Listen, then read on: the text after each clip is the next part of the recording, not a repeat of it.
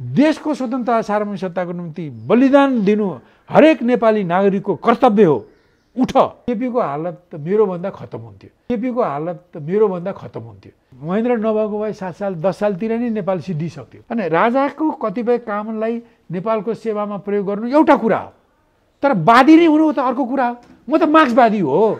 त्यस्तै केपी ओलीलाई 19 पन्ने अभियोग लगाएर फौजदारी अभियोग लगाएर थियो। त्यो फौजदारी अभियोग चाहिँ पार्टीले पास गरेर त्यस अनुसारमा केपीलाई कारवाही गरेको भए केपीको हालत त मेरोभन्दा खतम हुन्थ्यो। माधव नेपालले धेरै पहिलेदेखि विदेशी मुलुकको हित हुने किसिमको काम गरेको तथ्यहरू छन्। यो सहयोग लिएर राजालाई हटाउँ भनेर पहिलो वक्ता हैन, त्यो प्रस्ताव आएपछि त्यो पहिलो टिप्पणी गर्ने माधव नेपाल हुन्। उनले बुर्जा गणतन्त्र ल्याए पनि ल, जनगणतन्त्र नआए पनि हामीले बुर्जा गणतन्त्र ल्यायौँ भनेर आफूले जस्टिफाई गर्नको निम्ति बाबुरामलाई अगाडि सारे। नेपाल अब को आउने भन्दा जोगाउनको लागि देशभक्तहरू उठ्नु पर्यो।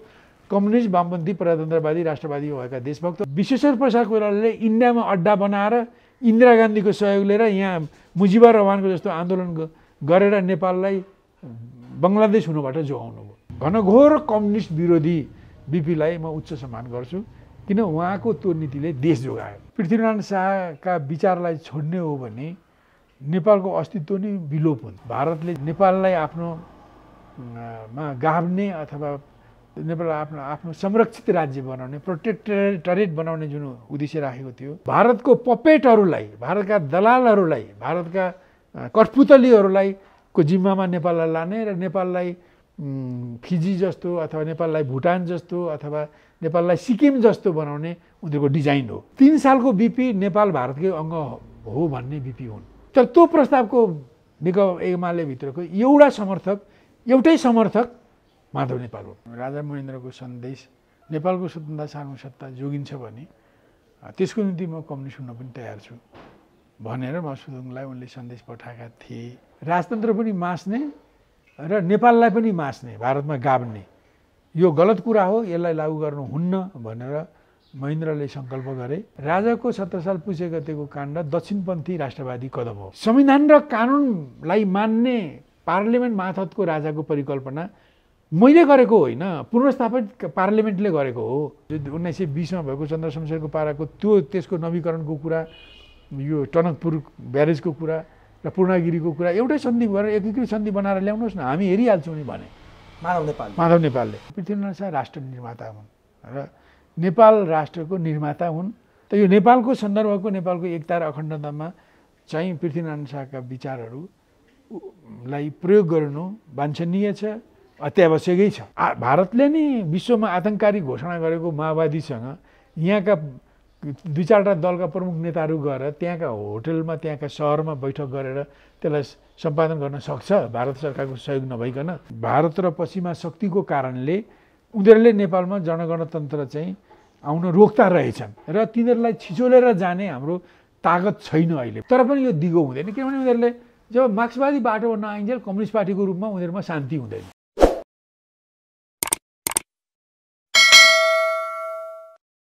म एभरेस्ट नेपालमा नेकपा मालेका महासचिव सीपी मैनालीलाई स्वागत गर्छु। मैनालीजी, तपाईँलाई एभरेस्ट नेपालमा हार्दिक स्वागत। बहुत धन्यवाद।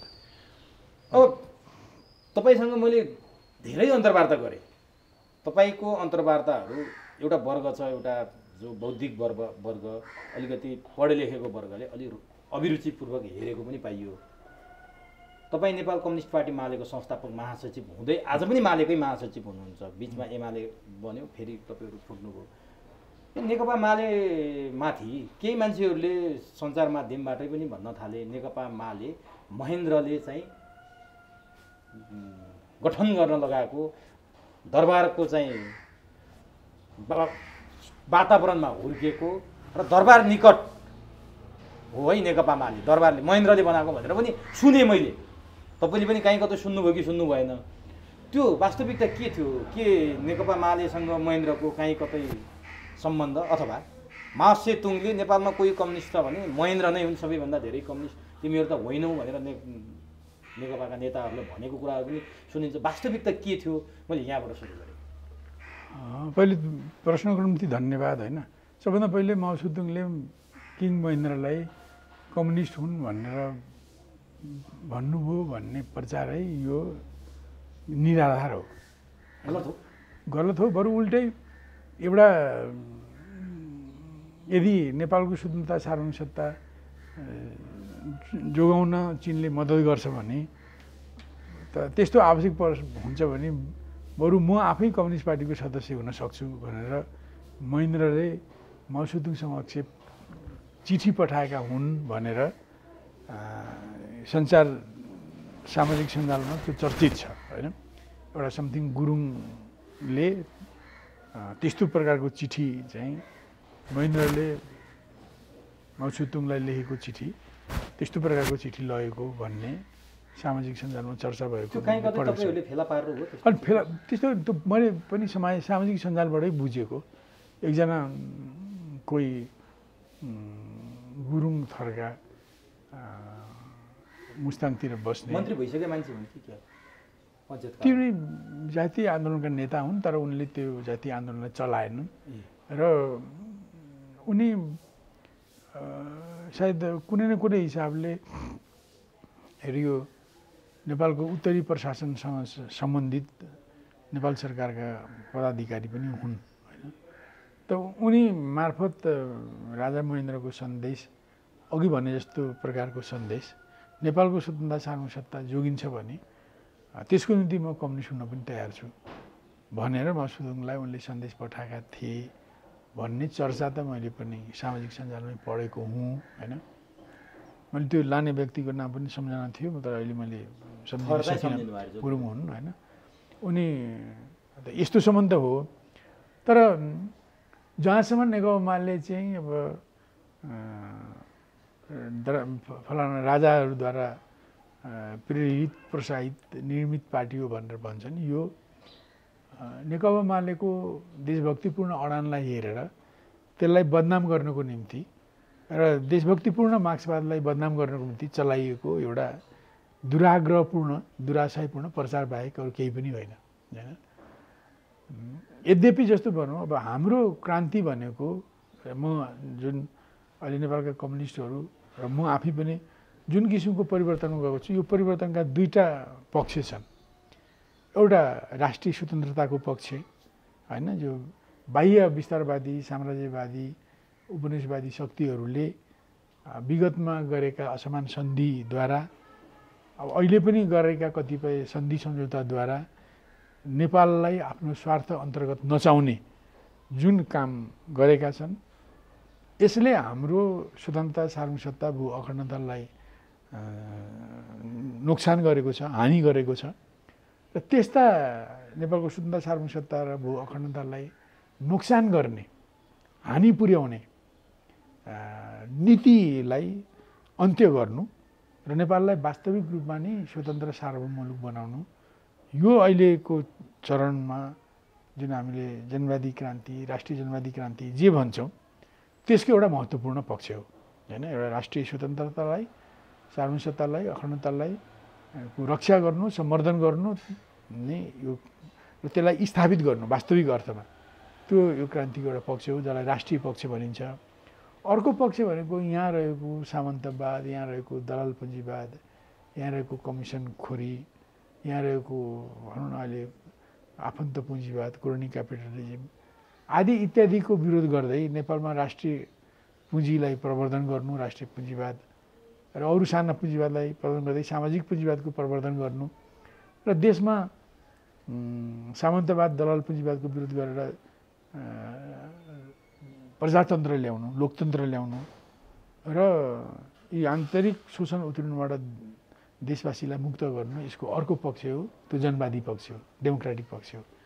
हाम्रो क्रान्तिको दुईटा पक्ष हुन् र हाम्रो कम्युनिस्ट आन्दोलनमा एउटा कमजोरी के रह्यो भने 2007 सालदेखि नै अहिलेसम्म हुन त हामीले राष्ट्रिय जनवादी क्रान्ति नयाँ जनवादी क्रान्ति भने पनि हामीले साम्राज्यवाद प्रभुत्ववाद विस्तारवादको विरोध गरे पनि औपनिवेशको विरोध गरे पनि हामीले जति जोड भनौँ न आन्दोलनको डेमोक्रेटिक पक्षलाई दिएका छौँ त्यत्तिकै जोड पनि यो राष्ट्रियताको पक्षलाई दिएका छैनौँ। तर डेमोक्रेटिक पक्षलाई भन्दा बढी नेपाल जस्तो संवेदनशील भूरान्ति भएको मुलुकले आफ्नो राष्ट्रिय स्वतन्त्रता सार्वभौमिकतालाई जोगाउने कामलाई बढी महत्त्व दिनुपर्ने हो। अब मैले यहाँनिर सुन, त्यही कारण यो जुन कमजोरी छ होइन, खालि आन्दोलनको डेमोक्रेटिक पक्षलाई एकतर्फी जोड दिने तर यसको राष्ट्रिय पक्षलाई महत्त्व नदिने, कम महत्त्व दिने जुन दोष छ, कमजोरी छ, यसलाई सच्याउनुपर्छ र राष्ट्रिय पक्ष भनेको स्वतन्त्रता सार्वभौमिकता अखण्डतालाई जोगाउने पक्षलाई महत्त्व दिएर अगाडि बढाउनुपर्छ होइन।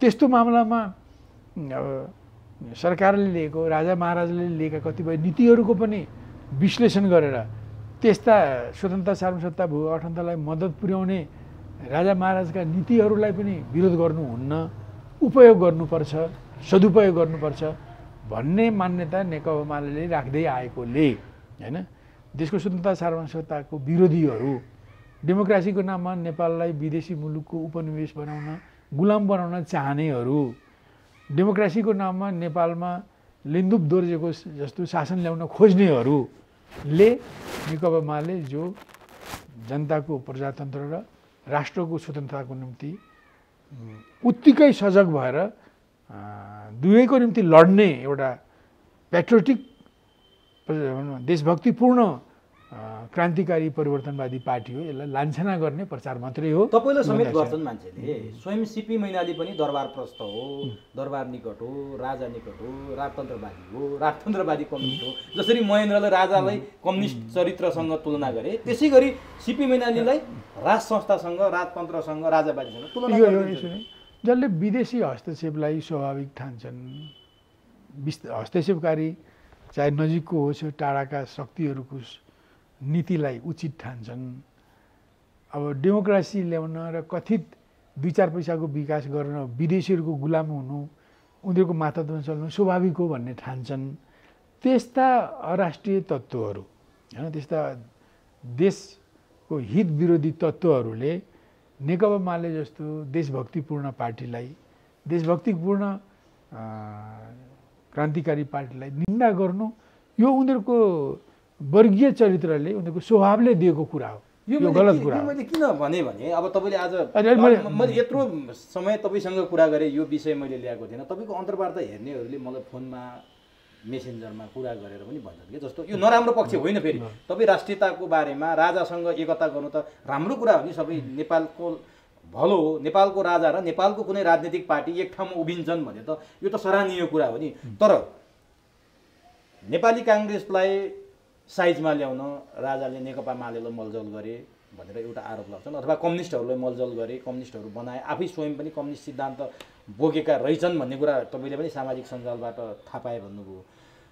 ती राजाले अनि जसरी कम्युनिस्टहरूलाई सजिलो बनाइदिए त्यसै गरी 39 सालमा तपाईँमाथि कारबाही हुँदाखेरि त्यति बेला पनि तपाईँलाई राजावादीको आरोप लगाइएको रहेछ। अहिलेका जो नेताहरू तपाईँकै समकक्षी हुने नेकपा एमालेमा छन्, तपाईँलाई कारबाही गरी तपाईँले राजीनामा दिँदा पनि तपाईँलाई कारबाही गरे, त्यो तपाईँ आज पनि भनिरहनु भएको छ।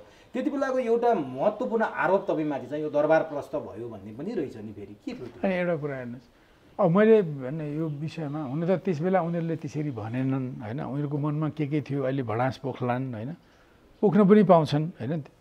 एउटा कुरा के भने म र मैले नेतृत्व गरेको, हामीले सञ्चालन गरेको नेकपा एमाले, मैले अघि नै भने यो समाजको क्रान्तिकारी परिवर्तन गर्ने पार्टी मात्रै नभएर देशको स्वतन्त्रता सार्वभौमिकता भू अखण्डतालाई जोगाउनको निम्ति लड्ने पार्टी पनि हो एक। दोस्रो कुरो अब यो हाम्रो विशेषता के छ भने अब हामी अर्ध उपनिवेशी अर्ध सामन्ती भएर देशमा राष्ट्रिय जनवादी क्रान्ति गर्नुपर्छ भन्ने एउटा यो वस्तुगत सचाइ त हो। तर हाम्रा विशेषता मध्ये के छ भने बाह्य शक्तिहरू हाम्रो मुलुकप्रति धेरै आँखा लगाएर बसेका छन् र नेपाललाई नियन्त्रण गर्ने उनीहरूको पुरानो योजना हो होइन। नेपालको एकीकरणदेखि नै को बेलादेखि नै नेपाललाई स्वतन्त्र मुलुक बन्न नदिने साम्राज्यवादी, ब्रिटिस साम्राज्यवादी प्रयत्न, त्यसपछि खास गरिकन भारतेली विस्तारवादी प्रयत्नहरू चाहिँ अहिलेसम्म पनि जो जारी छ। तर मैले यसरी हेर्दाखेरि म के देख्छु भने जस्तो मैले लिएका नेकपा एमाले लिएका यी अब मैले यहाँ उल्लेख गर्ने यी 4-5टा कारणले गर्दा उनीहरूले त्यस्तो आरोप लगाएका होलान् र त्यो आरोप लगाउनुलाई नै उनीहरू चाहिँ देशको हित विरोधी, राष्ट्रिय हित विरोधी तत्त्व हुन् भनेर त्यसले प्रमाणित गर्छ होइन। मलाई त्यो आरोप लगाउनु जस्तो मैले 2035 सालमा नेकपा एमालेको स्थापना हुँदा नै हाम्रो पार्टीले हैन नेपालको एकीकरणलाई जो पृथ्वीनारायण शाहको नेतृत्वमा विक्रमीको 18औं शताब्दीमा जो एकीकरण अभियान सञ्चालन भयो 1801 देखि लिएर 1872 सम्ममा एकीकरणको सङ्घर्षहरू भए। सुगौली सन्धिपछि पनि केही भूमिहरू जोडिने थपिने कामहरू भए। त मूलतः त्यो एकीकरणकै त्यो सह उत्पादन हो हैन। त्यो यद्यपि त्यो एकीकरण गर्ने काम राजाले गरेका हुन् हैन। गोर्खा जस्तो सानो गरिब रुखासुखा सानो राज्यको राजाले त्यसबेला 62-64 टुक्रामा विभाजित नेपाललाई एकीकरण गर्ने आकाङ्क्षा राख्नु र काम थाल्नु त्यो लडतरो हिम्मत थिएन हैन। पृथ्वीनारायण शाहले ठुलो महत्त्वाकांक्षाको साथमा नेपालका राज्यहरूलाई एकीकरण गर्ने काम सुरु गर्नु हो र त्यो एकीकरण गर्दा उहाँले एकीकरणको विरोध गर्ने विश्वमा घामै नअस्ताउने साम्राज्य भएको ब्रिटिस साम्राज्यको विरुद्धमा लड्नु पर्यो कि ब्रिटिसले भारतलाई आफ्नो उपनिवेश बनाएका थिए। त्यहाँका 400-500 राज्य रजौटाहरू हुँदाहुँदै अब ब्रिटिसको उपनिवेश इस्ट इन्डिया कम्पनीको उपनिवेश पछि सन् 1858 देखि प्रत्यक्ष नै ब्रिटिस सरकारको उपनिवेश भयो। पहिले एउटा व्यापारिक कम्पनीले उपनिवेशी शासन चलाउँथ्यो। पछि त्यस 1857 को स्वतन्त्रता आन्दोलनपछि त्यो कम्पनीले सम्हाल्न सकेन भनेर त्यो इस्ट इन्डिया कम्पनीलाई शासन चलाउने अधिकारलाई ब्रिटिस सरकारले खोसेर उसलाई शासन चलाउने सेना चलाउनेबाट विस्थापित गर्ने र सिधै ब्रिटिस सरकारले नै भारतको उपनिवेश चलाउने काम गर्यो हैन।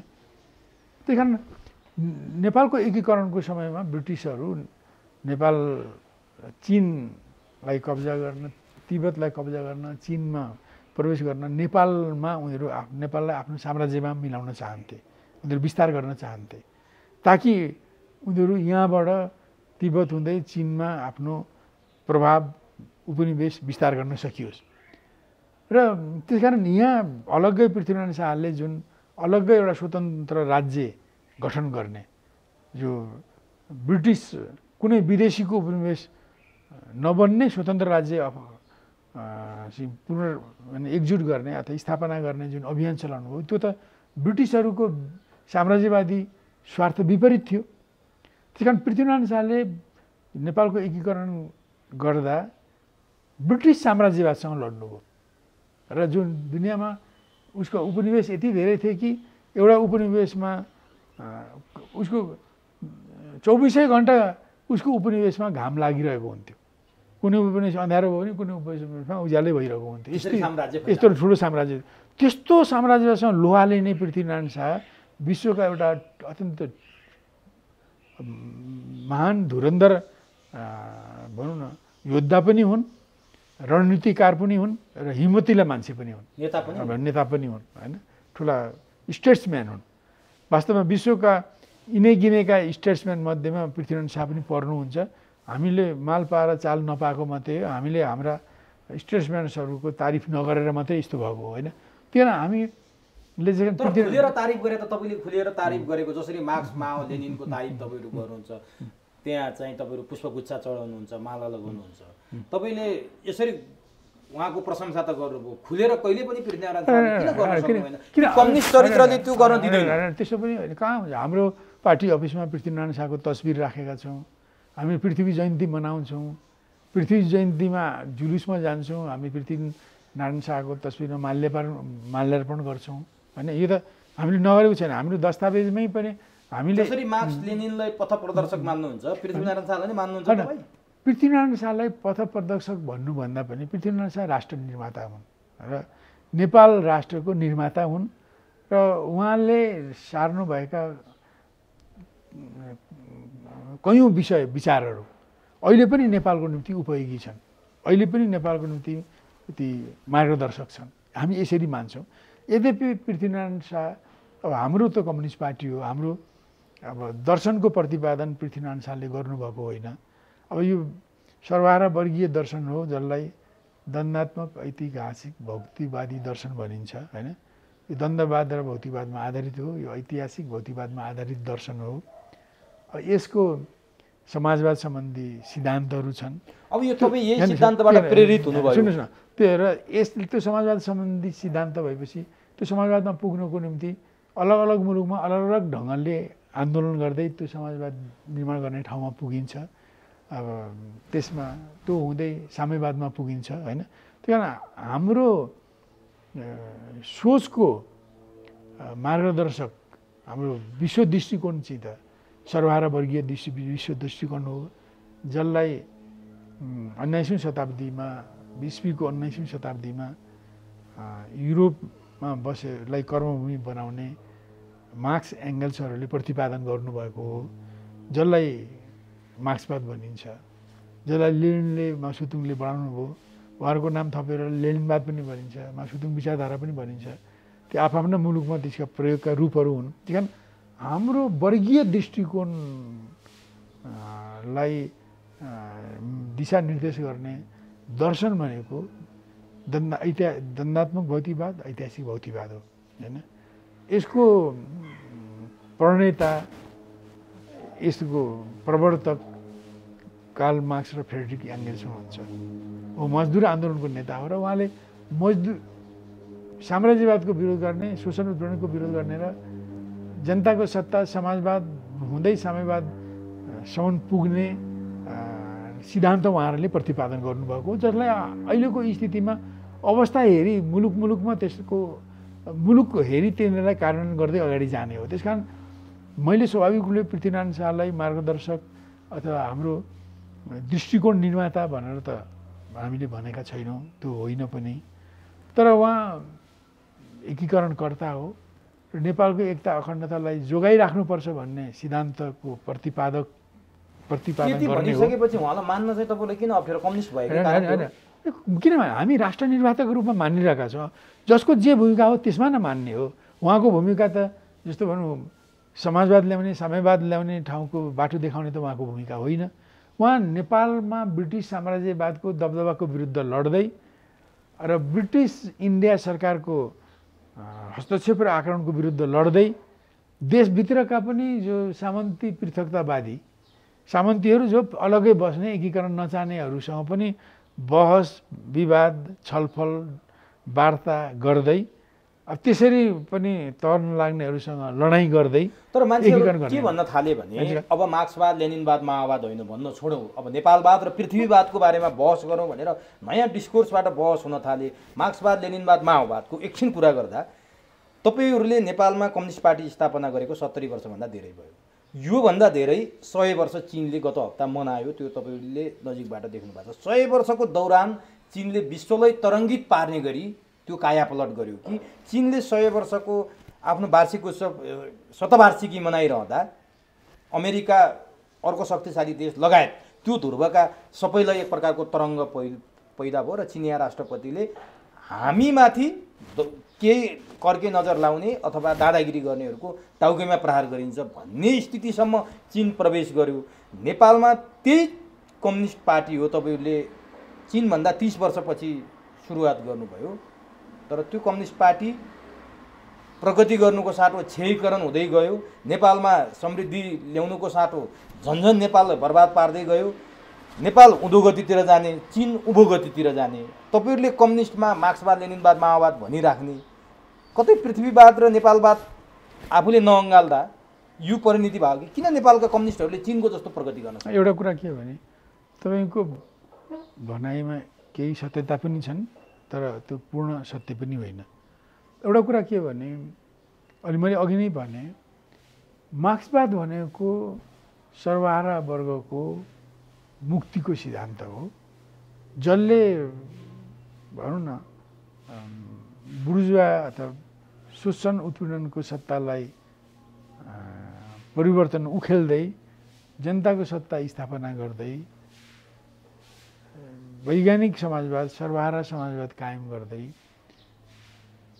सनै विश्वमा होइन सबैले आफ्नो क्षमताअनुसार काम गर्ने र सबैले समाजबाट आफ्नो आवश्यकताअनुसार व्यक्तिको आवश्यकताअनुसार प्राप्त गर्ने साम्यवादी समाज निर्माण गर्ने त्यो मार्गदर्शक सिद्धान्त त्यो मार्क्स एङ्गल्सले अगाडि सार्नुभयो जसलाई मार्क्सवाद भनिन्छ। त्यसमा आफ्नो समयका केही नयाँ कुराहरू समस्याहरूको समाधान गरेर त्यसलाई अझ सम्पुष्ट लेनिनले गर्नुभयो अथवा उहाँले गर्नुभएका थप कुराहरूलाई लेनिनवाद भनिन्छ। अब माओत्सेतुङले पछौटे मुलुकमा युरोपमा होइन रुसभन्दा पनि पछौटे मुलुकमा त्यहाँ 5000 वर्ष अगाडि लामो इतिहास भएको मुलुकमा सामन्ती साम्राज्य भएको र 1840 सनदेखि विदेशीहरूले आक्रमण गर्न थालेको चीनमा मजदुर वर्गको भलो गर्ने समाजवाद ल्याउनको निम्ति उहाँले त्यहाँको विशिष्ट अवस्थाको जनवादी क्रान्ति राष्ट्रिय जनवादी क्रान्ति जसलाई माओत्सेतुङकै भाषामा नयाँ जनवादी क्रान्ति भनिन्छ त्यसको सङ्गठन गर्नुभयो नेतृत्व गर्नुभयो सञ्चालन गर्नुभयो र 25 वर्षको रक्त रञ्जित आन्दोलनपछि विजयी पनि बनाउनु भयो होइन। त्यस कारणले यो मार्क्सवाद भनेको चाहिँ यो श्रमजीवी जनताको मुक्तिको सिद्धान्त शोषण उत्पीडनकारी सत्तालाई उखेलेर जनताको सत्ता स्थापना गर्ने कामको सिद्धान्त समाजवाद बनाउँदै साम्यवादमा पुग्ने सिद्धान्त हो। त्यसकारण हाम्रो पार्टी चाहिँ साम्यवादी पार्टी भएकोले अहिलेको शोषण उत्पीडनकारी सत्तालाई उखेलेर जनताको सत्ता स्थापना गर्दै समाजवाद साम्यवादतर्फ जाने लक्ष्य बोक्ने पार्टी भएकोले स्वाभाविक रूपले हाम्रो यो लक्ष्यलाई पृथ्वीनारायण शाहले जो नेपालको एकीकरणको निम्ति उपयोगी हुने जति पनि विचार दिनुभयो त्यति नै मात्रै विचारले यी हाम्रा कामहरूलाई ओगट्न सक्दैन मार्गदर्शन गर्न सक्दैन। भलै पृथ्वीनारायण शाहले नेपालको एकता र एकीकरणको निम्ति यसको स्वतन्त्रता सार्वभौमिकता रक्षाको निम्ति धेरै उपयोगी कुराहरू उहाँले दिनुभएको छ होइन। तिनीहरू अहिले पनि कार्यान्वयन गर्न योग्य छन्। त्यसो भनेर नि नेकपा मालेले मैले अघि नै भन्दै थिएँ कि नेकपा मालेको स्थापना 2035 सालको पुसमा भएको हो। त्यो हामीले सम्मेलन गरेर नेकपा मालेको स्थापना गऱ्यौँ राष्ट्रिय सम्मेलन गरेर त्यसले पारित गरेको दस्तावेजमै नै पृथ्वीनारायण शाहले गर्नुभएको एकीकरणलाई हामीले उच्च प्रशंसा गरेका छौँ। ब्रिटिस साम्राज्यवादको विरुद्ध लड्दै र यहाँको सामन्ती पृथकतावादी प्रवृत्तिसँग लड्दै धेरै ठाउँमा सुलह सम्झौताद्वारा कतिपय ठाउँमा युद्धद्वारा होइन यो पृथकतावादी शक्तिलाई पराजित गरेर नेपालको एकीकरण गर्ने काम गर्नुभयो। र त्यति मात्रै नभएर एकीकृत नेपालको प्रशासन कसरी चलाउने आर्थिक विकास कसरी गर्ने विदेश नीति कस्तो राख्ने होइन कसरी चाहिँ आफ्नो पहिचान आफ्नो सभ्यता संस्कृतिलाई जोगाउने भन्ने सन्दर्भमा कसरी आत्मनिर्भर अर्थतन्त्र निर्माण गर्ने सम्बन्धमा उहाँले धेरै मान्छे जम्मै नभनौँ धेरै उपयोगी कुराहरू सही कुराहरू नै दिनुभएको छ होइन। र ती कुराहरू चाहिँ भनौँ न अरू राजनीतिक कर्मीले मात्रै होइन कम्युनिस्टहरूले पनि अनुसरण गर्नुपर्छ। त यो नेपालको सन्दर्भको नेपालको एकता र अखण्डतामा चाहिँ पृथ्वीनारायण शाहका विचारहरूलाई प्रयोग गर्नु वाञ्छनीय छ अत्यावश्यकै छ होइन। यो कुरा मानेर नै 2073 सालको राष्ट्रिय महाधिवेशनबाट नेकपा माले नेपाल चिन्तन भन्ने एउटा सिद्धान्तलाई अघि सारेको छ। हामी मार्क्सवाद लेनिनवादलाई मान्छौँ त्यो हाम्रो विश्व दृष्टिकोण हो र अब हामी माओत्सेतुङ विचारधारालाई पनि मान्छौँ त्यसले पनि हाम्रो जस्तो पछौटे मुलुकका कम्युनिस्टको निम्ति विश्व दृष्टिकोण दिएको छ त्यसलाई पनि मान्छौँ। तर के भने नेपाल चिन्तन भनेको चाहिँ त्यो मार्क्सवाद लेनिनवादलाई पनि माओत्सेतुङ विचारधारालाई पनि पृथ्वीनारायण शाहले बनाउन थालेको नेपालको सेवामा होइन नेपालको स्वतन्त्रता सार्वभौमिकता अखण्डता यसको विकास समृद्धिको सेवामा मार्क्सवाद लेनिनवादलाई कसरी प्रयोग गर्ने भन्ने सिद्धान्त चाहिँ नेपाल चिन्तन हो। त्यो नेपाल चिन्तनमा एउटा महत्त्वपूर्ण हिस्सा पृथ्वी चिन्तनको पनि हो। नेपाल चिन्तनमा पृथ्वीनारायण शाहले अगाडि सार्नुभएका कैयौँ कुराहरू, यसको रक्षा नीति, यसको अर्थतन्त्र, यसको आत्मनिर्भरता, यसको स्वाभिमान, त्यसको रक्षा र विश्व विदेश नीति आदि सम्बन्धमा उहाँले अगाडि सार्नुभएका राम्रा कुराहरूको सँगसँगै अन्य कुराहरू पनि जो त्यतिले मात्रै पुग्दैनन्, जति उहाँका कुराहरू उपयोगी छन् ती सबै प्लस अन्य कुराहरू पनि मार्क्सवादलाई नेपालको शुद्धता, सार्वभौमिकता, अखण्डता, यसको विकास, समृद्धि निर्माणको निम्ति प्रयोग गर्न, मार्क्सवाद लेनिनवादलाई त्यसको सेवामा प्रयोग गर्न लगाउने सिद्धान्त भनेको नेपाल चिन्तन हो। अब हामीले त्यसलाई तीव्रतर साथले लिँदै अहिले जसले अहिले भर्खरै आएर पृथ्वी विचार भनिरहेका छन्, हामी त 35 सालदेखि नै पृथ्वीनारायण शाहलाई सकारात्मक ढङ्गले मान्दै आएका। त्यही कारण तपाईँ अरू कुरा त भनिसक्नु भएको छ। तपाईँ कारबाहीमा परेको, तपाईँलाई महासचिवबाट हटाएको बारेमा मसँग पटक पटक तपाईँले छलफल गर्नुभएको छ। यो विषयमा चाहिँ हामी खुलेर कुरा गरेका थिएनौँ र यो अलिकति यो कतै तपाईँ पृथ्वी चिन्तन मान्ने अथवा राजाहरूको राष्ट्रियताको कामको प्रशंसा गर्ने भएकै कारण तपाईँ कारबाहीमा परे हो। त्यो पनि एउटा त्यसको हिस्सा होला होइन, तर उनीहरूले कारबाही गरेको बेलामा त्योभन्दा पनि बढी कार्यनीतिको कुरा थियो होइन। त्यो पनि पछि थपे त्यो पनि छ, म भन्छु भने क्रममा। कारण पहिलोचोटि हामीले नेकपा मालेको स्थापना हुँदा 35 सालदेखि नै हामीले नेपाल पृथ्वीनारायण शाहको नेतृत्वमा भएको एकीकरणलाई हामीले प्रगतिशील काम भनेर, सकारात्मक काम भनेर सराहना गरेका छौँ। यो ब्रिटिस साम्राज्यवाद विरोधी काम हो, गर्नै पर्ने काम हो। यो नेपालको सामन्ती पृथकतावादी चिन्तनको विरुद्ध गरिएको एकीकरण हो, त्यसलाई हामीले उच्च महत्त्व दिएका छौँ। र त्यति मात्रै नभएर नेपाल आफ्नै ढङ्गले चाहिँ दासयुग हुँदै मातृसत्तात्मक युग, दासयुग हुँदै सामन्ती युग हुँदै यो पुँजीवादतर्फ बढ्दै आएको थियो र बाह्य साम्राज्यवादी शक्तिहरूको हस्तक्षेपले नेपालमा स्वतन्त्र ढङ्गले पुँजीवादको विकास हुन सकेन होइन। र त्यसको बाह्य बन्धन, हस्तक्षेप नीतिहरूलाई, गलत नीतिलाई विरोध गर्दै राष्ट्रिय पुँजीको पनि विकास गर्दै समाजवादमा जाने जनसत्ता स्थापना गर्नुपर्छ भन्ने हामीले सिद्धान्त लिएका छौँ। त्यसकारण पहिलो कुरा त हामीले पृथ्वीनारायण शाहको योगदान स्थापना कालदेखि नै मानेको हुनाले उनीहरूले भनौँ न पृथ्वीनारायण शाहका विचारलाई छोड्ने हो भने नेपालको अस्तित्व नै विलोप हुन्छ। किन म नेपालको अस्तित्व बलियो बनाउने मान्छे भएकोले र नेपाललाई विलोप गराउन चाहने, यसलाई धरतीबाट विलिन गराउन चाहने, यसलाई सिक्किम जस्तो कुनै मुलुकमा मिलाउन चाहने, भुटान जस्तो कुनै मुलुकको भनौँ न यो त्यसो भन्छ पराधीन बनाउन चाहने होइन, त्यसको संरक्षित राज्य बनाउन चाहने होइन मानिसहरूले नेकपा मालेको विचारलाई विरोध गर्छन् र त्यसलाई बदनाम गर्नको निम्ति नचाहिँदो फत्तुर कस्छन्, लगाउँछन्। एउटा फत्तुर हो राजावादी हो भन्ने। हामी त मार्क्सवादी हौँ, हामी जनवादी हौँ, हामी समाजवादी हौँ, हामी जनगणतन्त्रवादी हौँ होइन।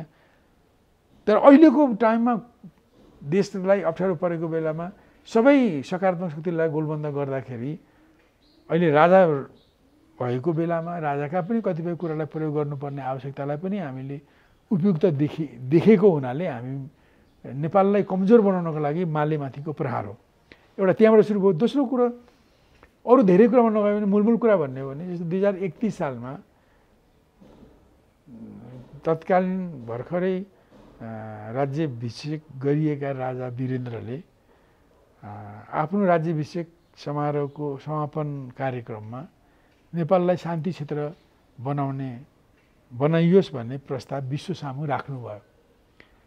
त्यसले के भनेको छ भने नेपाल कुनै शान्ति क्षेत्रको प्रस्तावलाई समर्थन गर्ने मुलुकले नेपालको विरुद्ध शत्रुतापूर्ण गतिविधि, युद्ध, सशस्त्र द्वन्द्वहरू चलाउनको निम्ति आफ्नो भूमि प्रयोग गर्न दिनु हुँदैन हैन।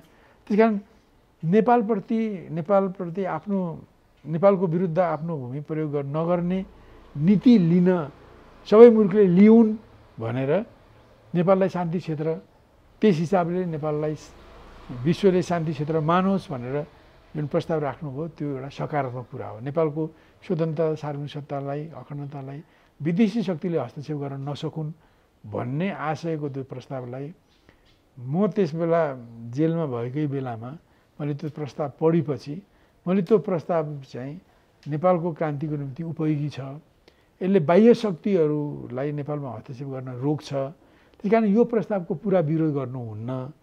राजाले आफ्नो निरङ्कुश शासनलाई जोगाउन हामी शान्ति क्षेत्र हो भनेर विरोधीहरूलाई पेलेको कुराको विरोध गरौँ, तर विदेशी मुलुकले नेपालको विरुद्धमा आफ्नो भूमि प्रयोग नगर्ने जुन बाचा कबुल गराउने यो प्रस्तावको उद्देश्य छ त्यसलाई राम्रो मानौँ। त्यही कारण शान्ति क्षेत्रको प्रस्तावलाई हामीहरूले त्यसबेला मैले सुरुमा आलोचनात्मक समर्थन गरौँ भने पछि बहसको क्रममा मैले भने त्यसलाई विश्लेषणात्मक विरोध गरौँ, राम्रो कुरोको विरोध नगरौँ, नराम्रो कुरोको मात्रै विरोध गरौँ भनेर ल्यायौँ। त यसरी राजाले ल्याएको नेपाललाई शान्ति क्षेत्र बनाउने प्रस्तावलाई 100% विरोध नगर्ने र त्यसको राम्रो पक्ष पनि छन् भनेर मान्ने र राम्रो पक्षको विरोध नगर्ने, खालि निरङ्कुशतालाई राजाको निरङ्कुशतालाई सघाउने पक्षको मात्रै विरोध गर्ने नीति लिएकोले पनि नेपालको एकता, अखण्डता, स्वतन्त्रतालाई नरुचाउने र भारतले जस्तो नेपालको मित्र हुँदै आफ्नो भूमि नेपालमा कथित क्रान्ति गर्न होइन, आफ्ना दलालहरूको सत्ता स्थापित गर्न आफ्नो भूमि प्रयोग गर्न दिने मुलुकले नेकपा मालेलाई तपाईँले भने राजावादी पार्टी, राजा निकट पार्टी भन्ने त्यो दोषारोपण गरेका हुन्। दोस्रो कुरा यो होइन। अब तेस्रो कुरा यो तेस्रो कुरा के हो भने अब अहिले जस्तो जति पनि भनौँ न 2017 सालमा त्यसबेला दिल्ली सम्झौताबाट भारतले जति नेपालमा आफ्नो अवाञ्छित प्रभावलाई घुसाएको थियो, नेपाललाई आफ्नो मा गाभ्ने अथवा नेपाललाई आफ्नो संरक्षित राज्य बनाउने, प्रोटेक्टरेट बनाउने जुन उद्देश्य राखेको थियो, त्यसको विरोध गर्ने सिलसिलामा त्यो गर्ने क्रममा भारतले नेपालमा एउटा निषेधको राजनीति अघि बढायो। विधानसभाको भनौँ न दिल्ली 7 सालको पुसतिर गरियो भारतले अघि सारेको दिल्ली सम्झौतामा 4-5टा कुरा छन्। एउटा सम्झौता गर्नको लागि अब त्यसबेला दरबार छोडेर बाहिर निस्केको त्रिभुवनलाई राणा सरकारले चाहिँ पदच्युत गरेको हुनाले राजा त्रिभुवनलाई गद्दीमा फिर्ता गर्ने एउटा, परिवर्तन भइरहेको नेपालमा राणाशाही हट्दै गरेको बेलामा त्यसको अन्तिम प्रधानमन्त्रीको रूपमा, अन्तरिम प्रधानमन्त्रीको रूपमा राणाकै प्रधानमन्त्री राख्ने दोस्रो, आन्दोलन गर्ने प्रमुख पार्टी नेपाली काङ्ग्रेसलाई पनि सरकारमा सामेल गर्ने तेस्रो कुरा, राणा विरोधी आन्दोलन गर्दा जेल परेका राजबन्दीहरूलाई रिहा गर्ने कुरा चौथो, र पाँचौँ कुरो चाहिँ विधानसभाको चुनाव गरेर नेपालमा गणतान्त्रिक विधान बनाउँछु भन्ने भारतको कुरो। यो अरू कुरो त अरूको निम्ति भयो र पाँचौँ कुरो चाहिँ इन्डियाको निम्ति थियो कि नेपालमा विधानसभाको चुनाव गर्ने अनि राजतन्त्रलाई हटाउने, त्यसको निम्ति दिल्ली गएका त्रिभुवनलाई यति धेरै भनेर दिल्ली उनलाई चाहिँ विधानसभा मार्फत गणतान्त्रिक विधान बनाउँछु भनेर त्रिभुवनले दिल्लीबाट फर्केको काठमाडौँ आएको 7 सालको फागुन 4 गते घोषणा गरे। त्यो भारतकै लागि त्यो स्वाभाविक छ कि त्यो गणतन्त्र राजाले म गणतान्त्रिक शासन गर्छु उनले भने त्यो भारतले किन त्यसो बनाएको भने त्यसबेला जस्तो भनौँ सिक्किम, भुटान, नेपाल जस्ता मुलुकहरू यहाँ राजा रहेको हुनाले मात्रै अलग मुलुक भएका हुन् भन्ने इन्डियनहरूको र इन्डियन राजनीतिज्ञहरूको र कतिपय नेपाली राजनीतिज्ञहरूको पनि यस्तो विचार थियो होइन। वास्तव यिनीहरू सिक्किम, भुटान, नेपाल इन्डियाकै अङ्ग हुन्, तर यहाँ राजा भएकोले मात्रै अलग देश देखिएका हुन् भनेर उनीहरूले यी मुलुकलाई भारतमा मिलाउनको निम्ति पहिले राजालाई हटाउनुपर्छ। त्यहाँ राजा हटेपछि त राजा छैन, त्यस कारण किन स्वतन्त्र मुलुक भन्न सकिन्छ भनेर उनीहरूले सबभन्दा पहिले नेपालमा विधानसभाको चुनावबाट विधानसभा मार्फत नेपालबाट राजतन्त्र हटाउने अनि राजा नभएको मुलुक स्वतन्त्र मुलुक हुँदैन भनेर जस्तै सिक्किमबाट छोग्याललाई हटाएपछि सिक्किमलाई जनमत सङ्ग्रह गराएर इन्डियामा मिलाए जस्तै पहिले राजा हटाउने, त्यसपछि पार्लियामेन्टको निर्णय गरेर अथवा जनमत सङ्ग्रह गरेर नेपाललाई पनि सिक्किमको अङ्ग बनाउने त्यो यस्तो गर्ने उनीहरूको जुन नीति थियो होइन। त यो नीतिको विरुद्धमा यो नीतिको बारेमा राजा महेन्द्रले बुझे, बाबुसँगै दिल्लीमा 7 सालमा जाँदा, र यो नीतिलाई उनले राजतन्त्र पनि मास्ने र नेपाललाई पनि मास्ने, भारतमा गाभ्ने, यो गलत कुरा हो, यसलाई लागू गर्नु हुन्न भनेर महेन्द्रले सङ्कल्प गरे र उनले विधानसभाको चुनावलाई टार्दै तुहाइदिए र विधानसभाको चुनाव त्रिभुवन जीवित रहे भए नेपाल पनि नरहने अवस्था पो रहेछ। नेपाल जीवित उनी लामो समय बसेर उनकै शासन चलिरहन्थ्यो भने होइन नेपालको स्वतन्त्रता जोगिन कठिन थियो। भने यसको श्रेय महेन्द्रलाई जान्छ। महेन्द्रले इन्डियन शासकहरूको, भारतीय शासकहरूको यो डिजाइनलाई बुझे र उनी बाबु फिर्नुभन्दा पहिले नै नेपाल फिरे। उनले कहिले पनि विधानसभाको विरोध गरेनन्, तर विधानसभालाई उनले पर सार्दै तुहाउने काम गरे र नेपाललाई जोगाए। एउटा कुरा होइन। अब यो कुरालाई हामीले राम्रो भन्छौँ। तपाईँले राम्रो भन्नुभयो, तर तपाईँकै पार्टी नेकपा मालेको त्यो 43 सालको बैठकमा माधव नेपालले भारतबाट हतियार लिएर राजसंस्थाको विरुद्ध लड्ने कुरा गरेको त्यसै कारण त हामी मिल्दैनौँ त। नमिल्ने कारण उनीहरूले मलाई राजावादी भन्नुको म देशवादी भएकोले मलाई राजावादी भनेको हुन् होइन। मैले देश जोगाउने राजाका कुराहरूलाई पनि सहयोग गरौँ भन्ने कुरा हो। महेन्द्र एकीकरणलाई मैले माने, पृथ्वीनारायण शाहको योगदानलाई माने, राजा महेन्द्रले विधानसभालाई तुहाएको कुरालाई मैले उच्च प्रशंसा गरेँ। राजा महेन्द्रले कृतिनिधि विष्टसँग मिलेर 2027 सालमा भारतका सेनाहरू जो चीनसँगको उत्तरी सिमानामा 17, 18, 19 ठाउँको चेकपोस्टमा बसेका थिए, तिनीहरूलाई महेन्द्र र कृतिनिधि विष्टले भएर 27 सालमा फिर्ता गरे। त्यसलाई मैले उच्च प्रशंसा गरेँ।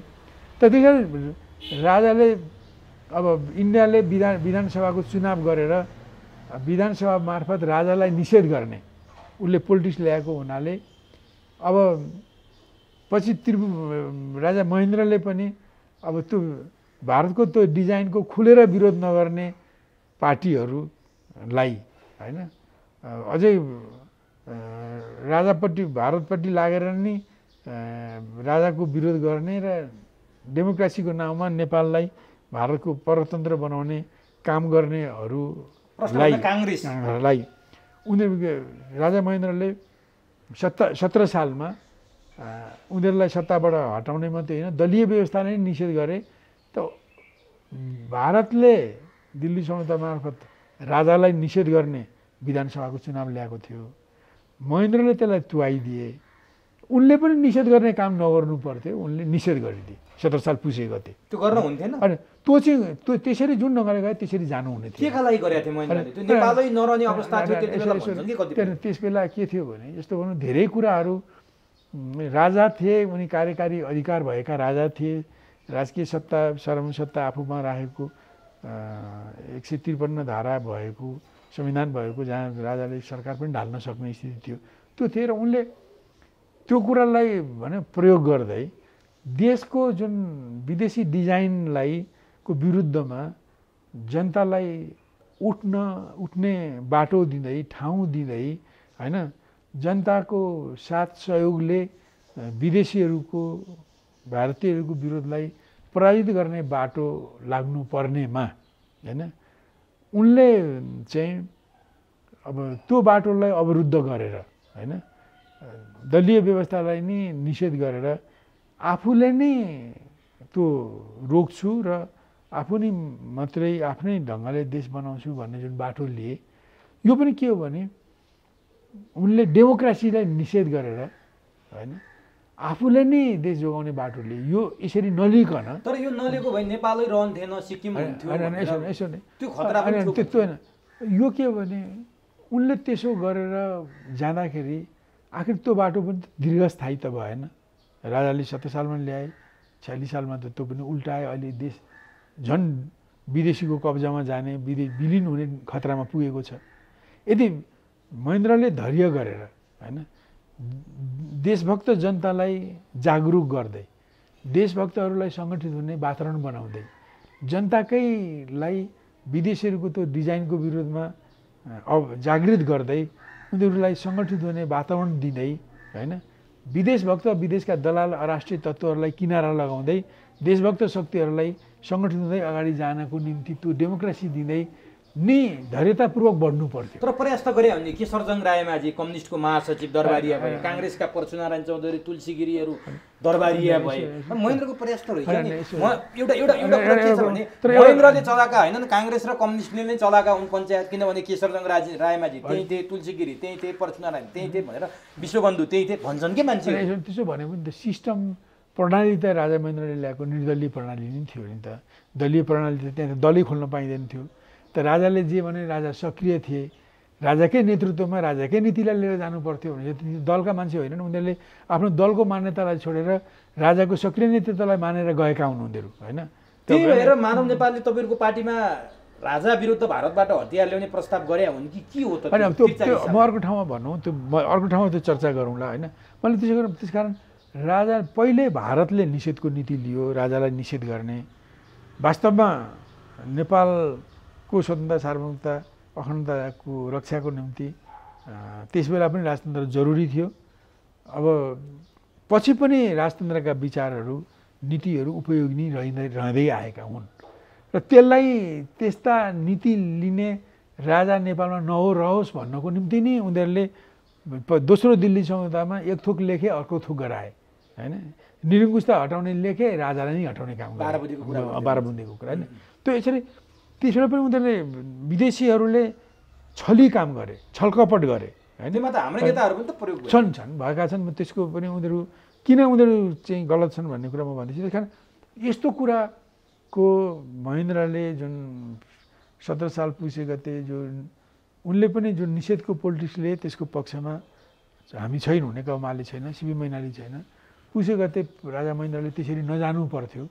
जनतालाई जागृत गरेर कसरी गर्ने अहिले मैले व्याख्या लामो नगरौँ, जनताको सहयोग समर्थनले जनताको अधिकारसहित जनताको सहभागितासहित देश जोगाउने बाटो लाग्नुपर्नेमा उहाँले अब त्यसो गर्नेलाई पनि निषेध गर्नुभयो, अब अराष्ट्रिय सोच राख्नेलाई पनि निषेध गर्नुभयो, सबै खानालाई एउटै खाडलमा हालिदिनु भयो होइन।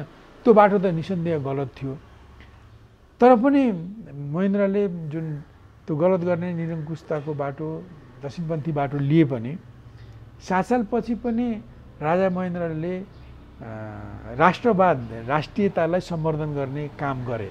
यद्यपि जनताको सहमति नभएकोले उनको ती नीति त्यति बलिया हुन सकेनन्, तर त्यो उनले राष्ट्रलाई जोगाउने कामै गरे। त्यस कारण राजाको 17 साल पुसे गतेको काण्ड दक्षिणपन्थी राष्ट्रवादी कदम हो जसले राजनीतिलाई निरङ्कुशतामा लगिदियो।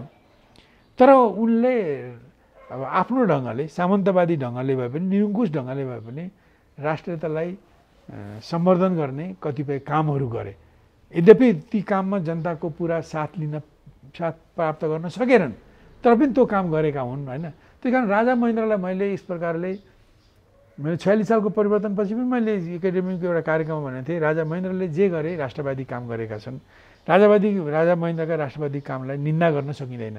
जुन ढङ्गले नेपाल भनौँ न अहिले भन्ने हो भने विधानसभालाई तुहाए, जुन ढङ्गले पछि राजाहरूले नि वीरेन्द्रकै टाइममा महेन्द्रकै समयमा 17 चेकपोस्टबाट इन्डियन मिलिट्री मिसनलाई हटाए, अरू धेरै नेपाली भाषा चलाउनमा, देशको विकास गर्नमा, देशमा सामाजिक सुधार गर्नमा जे जति भूमिका लिएका छन् त्यो आफ्नो राष्ट्रवादी राजनीतिलाई बलियो बनाउनको निम्ति लिएका नीति हुन्। त्यसले अनि यो पनि भने त्यस कारण उनीहरूले मैले त्यसो भनेकोले उनीहरूले मलाई महेन्द्रीय राष्ट्रवादी भनेर नेपालको स्वतन्त्रता सार्वभौमिक सत्ताको पक्ष पोषण गरेको हुनाले मलाई त्यो आरोप लगाउँछन् होइन। अब यद्यपि मैले महेन्द्रका सबै तौर तरिकालाई समर्थन गर्दिनँ, उहाँको निरङ्कुशतावादी प्रवृत्तिलाई नीतिलाई म मान्दिनँ। तर पनि उनले जति पनि देशलाई जोगाउने बलियो बनाउने काम गरे त्यसलाई त सम्मान गर्छ। राजालाई हेर्ने दृष्टिकोण नेकपा माले भित्र विभक्त थियो। तपाईँ एउटा किताबमा हुनुहुन्थ्यो, उनीहरू अर्को किताबमा। अनि त्यो त्यस बेलामा पछि जाउँला मलाई त्यो किन आरोपमा म त्यसको जवाब दिन्छु। महेन्द्रकोलाई पनि मैले राष्ट्रवादी राजा भने होइन, महेन्द्रको कदमलाई पनि मैले एउटालाई विरोध गर्ने होइन, उहाँले निरङ्कुशताको बाटो निषेधको बाटो लिएकोलाई मैले विरोध गरेँ। तर त्यो लिँदा लिँदै पनि महेन्द्रले जुन राष्ट्रियतालाई सम्वर्धन गर्ने कतिपय कामहरू गरे त्यसलाई मैले सराहना गरेँ। त्यस कारण यो गर्नु जरुरी थियो, किन नेपाललाई यदि महेन्द्र नभएको भए 7 साल 10 सालतिर नै नेपाल सिद्धिसक्थ्यो। उनी डेमोक्रेट पनि होइनन्, उनी कम्युनिस्ट पनि होइनन्, उनी राजा हुन्, निरङ्कुश शासक हुन्। उनले निरङ्कुश ढङ्गले नै राष्ट्रियतालाई बल पुर्याए। अब उनले त उनकै ढङ्गले नै गर्ने भए। त्यस कारण उनले डेमोक्रेटले गरे जस्तो कम्युनिस्टले गरे जस्तो गर्नु पर्थ्यो, गरे भनेर त मैले भन्न सक्दिनँ नि त, त्यो होइन। तर उनले जति पनि राष्ट्रलाई काम गरे त्यसको कदर गर्नुपर्छ होइन। शान्ति क्षेत्रको मैले विरोध गरेन, मैले त्यसलाई पनि भने जति पनि नेपालका राजाहरूले नेपालको नागरिकता नेपाली नागरिकतालाई सफल बनाउन, नेपालको सात सिमाना रक्षा गर्न होइन र नेपाललाई चाहिँ कुनै भुटान जस्तो प्रोटेक्टरेट संरक्षित राज्य बन्न नदिन जति पनि महेन्द्र, वीरेन्द्र, ज्ञानेन्द्रले काम गरेका छन् ती कुरालाई सकारात्मक ढङ्गले लिन्छु मैले। त्यसकारण राजावादी भने त्यो आरोप त्यसरी राजावादी भन्नु त्यो बिल्कुल निराधार कुरा हो। म त सुन्नुहोस् न, म त देशवादी हो। देशको पक्षमा राजा महाराज सन्त महन्त जमिनदार पुँजीपति जोगी फकिर जसले पनि नेपालको शुद्धता सार्वभौमिकता अखण्डतालाई जोगाउने एउटा पनि काम गर्छ भने त्यसलाई प्रशंसा गर्नुपर्छ।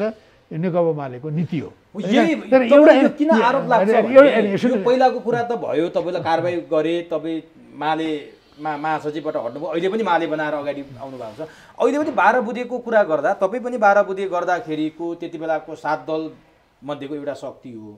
अरू कसैले पनि भनेका छैनन् तपाईँले चाहिँ 12 बुँदेमा जे सम्झौता भएको थियो त्यो राजालाई धोका भयो, नगरिएको सम्झौता भारतको दबाबमा चाहिँ राज संस्था फालियो, राजा फाल्ने भन्ने सम्झौता कहीँ पनि थिएन, निरङ्कुश राज संस्थाको अन्त्य मात्रै थियो भनेर बोल्ने नेतामध्ये तपाईँ मात्रै एउटा अग्रपङ्क्तिमा हुनुहुन्छ। त्यसकारण पनि तपाईँले यो आरोप मैले त जे देखेँ त्यो भन्नु पर्यो। मैले राष्ट्रको पक्षमा भने मैले त्यसो भनेर मैले राष्ट्रकै पक्षमा लिएको हुँ। जस्तो भनौँ न, मैले फेरि दोहोऱ्याउने भने जस्तो 62 सालको मङ्सिर 7 गते दिल्लीमा बसेर जुन तत्कालीन भने माओवादी पार्टी, 7 दलका काङ्ग्रेस, डेमोक्रेटिक काङ्ग्रेस, एमाले र मधेसी दल, हामी त थिएनौँ त्यसमा गएको होइन। हाम्रो त्यसमा पछि यहाँभित्र आएर त्यस बेलाको वाम मोर्चाको अध्यक्ष रहेको सायद कृष्णदास श्रेष्ठ होलान्, उनले सही गरेका होलान्, हामीलाई थाहा छैन। तर सीताराम येचुरीहरूसँगको बसउट भएका तपाईँका फोटोहरू पनि होइन। त्यो बसउट हुनु बेग्लै कुरा हो। बसउट त कहिले कहिले त चोर डाका उच्चकासँग पनि हुनसक्छ। चिनेको छैन तपाईँले चिया खाँदा सँगै पनि हुनसक्ला, त्यो त कुनै आधार। मैले होइन सीताराम येचुरी कम्युनिस्ट पार्टीको सिपिआइएमको नेताको रूपमा उनसँग भेटघाट बातचित त हो नै, तर सीताराम येचुरीहरूले जे जति नीति लिएका छन् ती सबैमा मेरो समर्थन हुनुपर्छ भन्ने त छैन नि। जस्तो महाकाली सन्धिमा सीताराम येचुरीहरूले त्यस महाकाली सन्धिको पक्षपोषण गरे, हामी त्यसको घरघोर विरोधमै, हामी त्यसको विरोधमै छौँ होइन। त्यस कारण एउटा मैले के भन्छु भने म कम्युनिस्ट नै वास्तवमा सबभन्दा बढी राष्ट्रको पक्षमा हुनु पर्यो। नेपाल एउटा उत्पीडित राष्ट्र हो। भारत, अमेरिका, युरोप उत्पीडक राष्ट्र हुन् होइन। उत्पीडक राष्ट्रका नेपालप्रतिका नीतिहरू, कयौँ नीतिहरू, सबै नभए पनि कयौँ नीतिहरू चाहिँ नेपालको अहित गर्ने नीति छन्। त्यस्ता नीतिको विरोध गर्नु नेपालका कम्युनिस्टहरूको कर्तव्य हो होइन।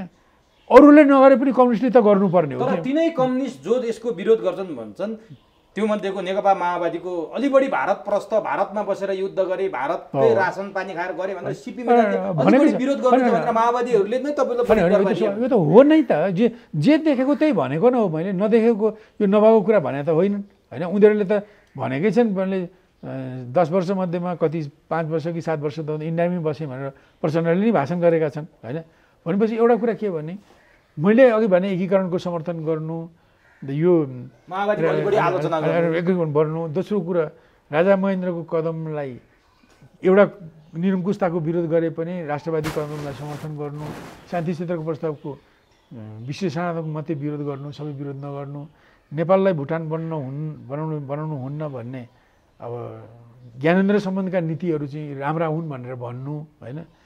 अब राजाले गद्दी छोडेर पनि नेपालमै बस्ने कुरो सकारात्मक हो भन्नु होइन। अपराध हो भने तपाईँ मान्न, त्यो अपराध मान्न तयार हुनुहुन्छ। उसले गद्दी छोडेर नेपालमा बसे, उसले म आफू सकेको योगदान देशको लागि दिन्छु, मेरो पिता पुर्खाहरूले पनि नेपाल बनाउनमा योगदान गरेका छन्, त्यस कारण म यो मातृभूमिको स्वतन्त्रता सार्वभौमिकतामा मैले सकेको योगदान गर्छु भनेर एउटा हिजो राजा भएको अहिले राजगद्दी छोडेको व्यक्तिले पनि भन्नु त राम्रो कुरा हो नि, होइन? यो भएकोले यस्तो भएकोले गर्दा एक र अघि भनेपछि षड्यन्त्रपूर्वक होइन एउटा सम्झौता गरेर अर्को काम गरियो। जस्तो दिल्ली सम्झौतामा एउटा सम्झौता गरियो होइन, दिल्लीमा भारत बुँदे सम्झौता 62 सालको मुसिर 7 गते भारतको सौजन्यमा भएको हुन त माओवादी नेताले होइन भन्छन्, तर भारतको सहयोग बेगर उनीहरूको सौजन्यता बेगर भारतले नि विश्वमा आतङ्ककारी घोषणा गरेको माओवादीसँग यहाँका 2-4टा दलका प्रमुख नेताहरू गएर त्यहाँका होटलमा त्यहाँका सहरमा बैठक गरेर त्यसलाई सम्पादन गर्न सक्छ भारत सरकारको सहयोग नभइकन। तर तपाईले पहिला किन विरोध गर्नुभयो?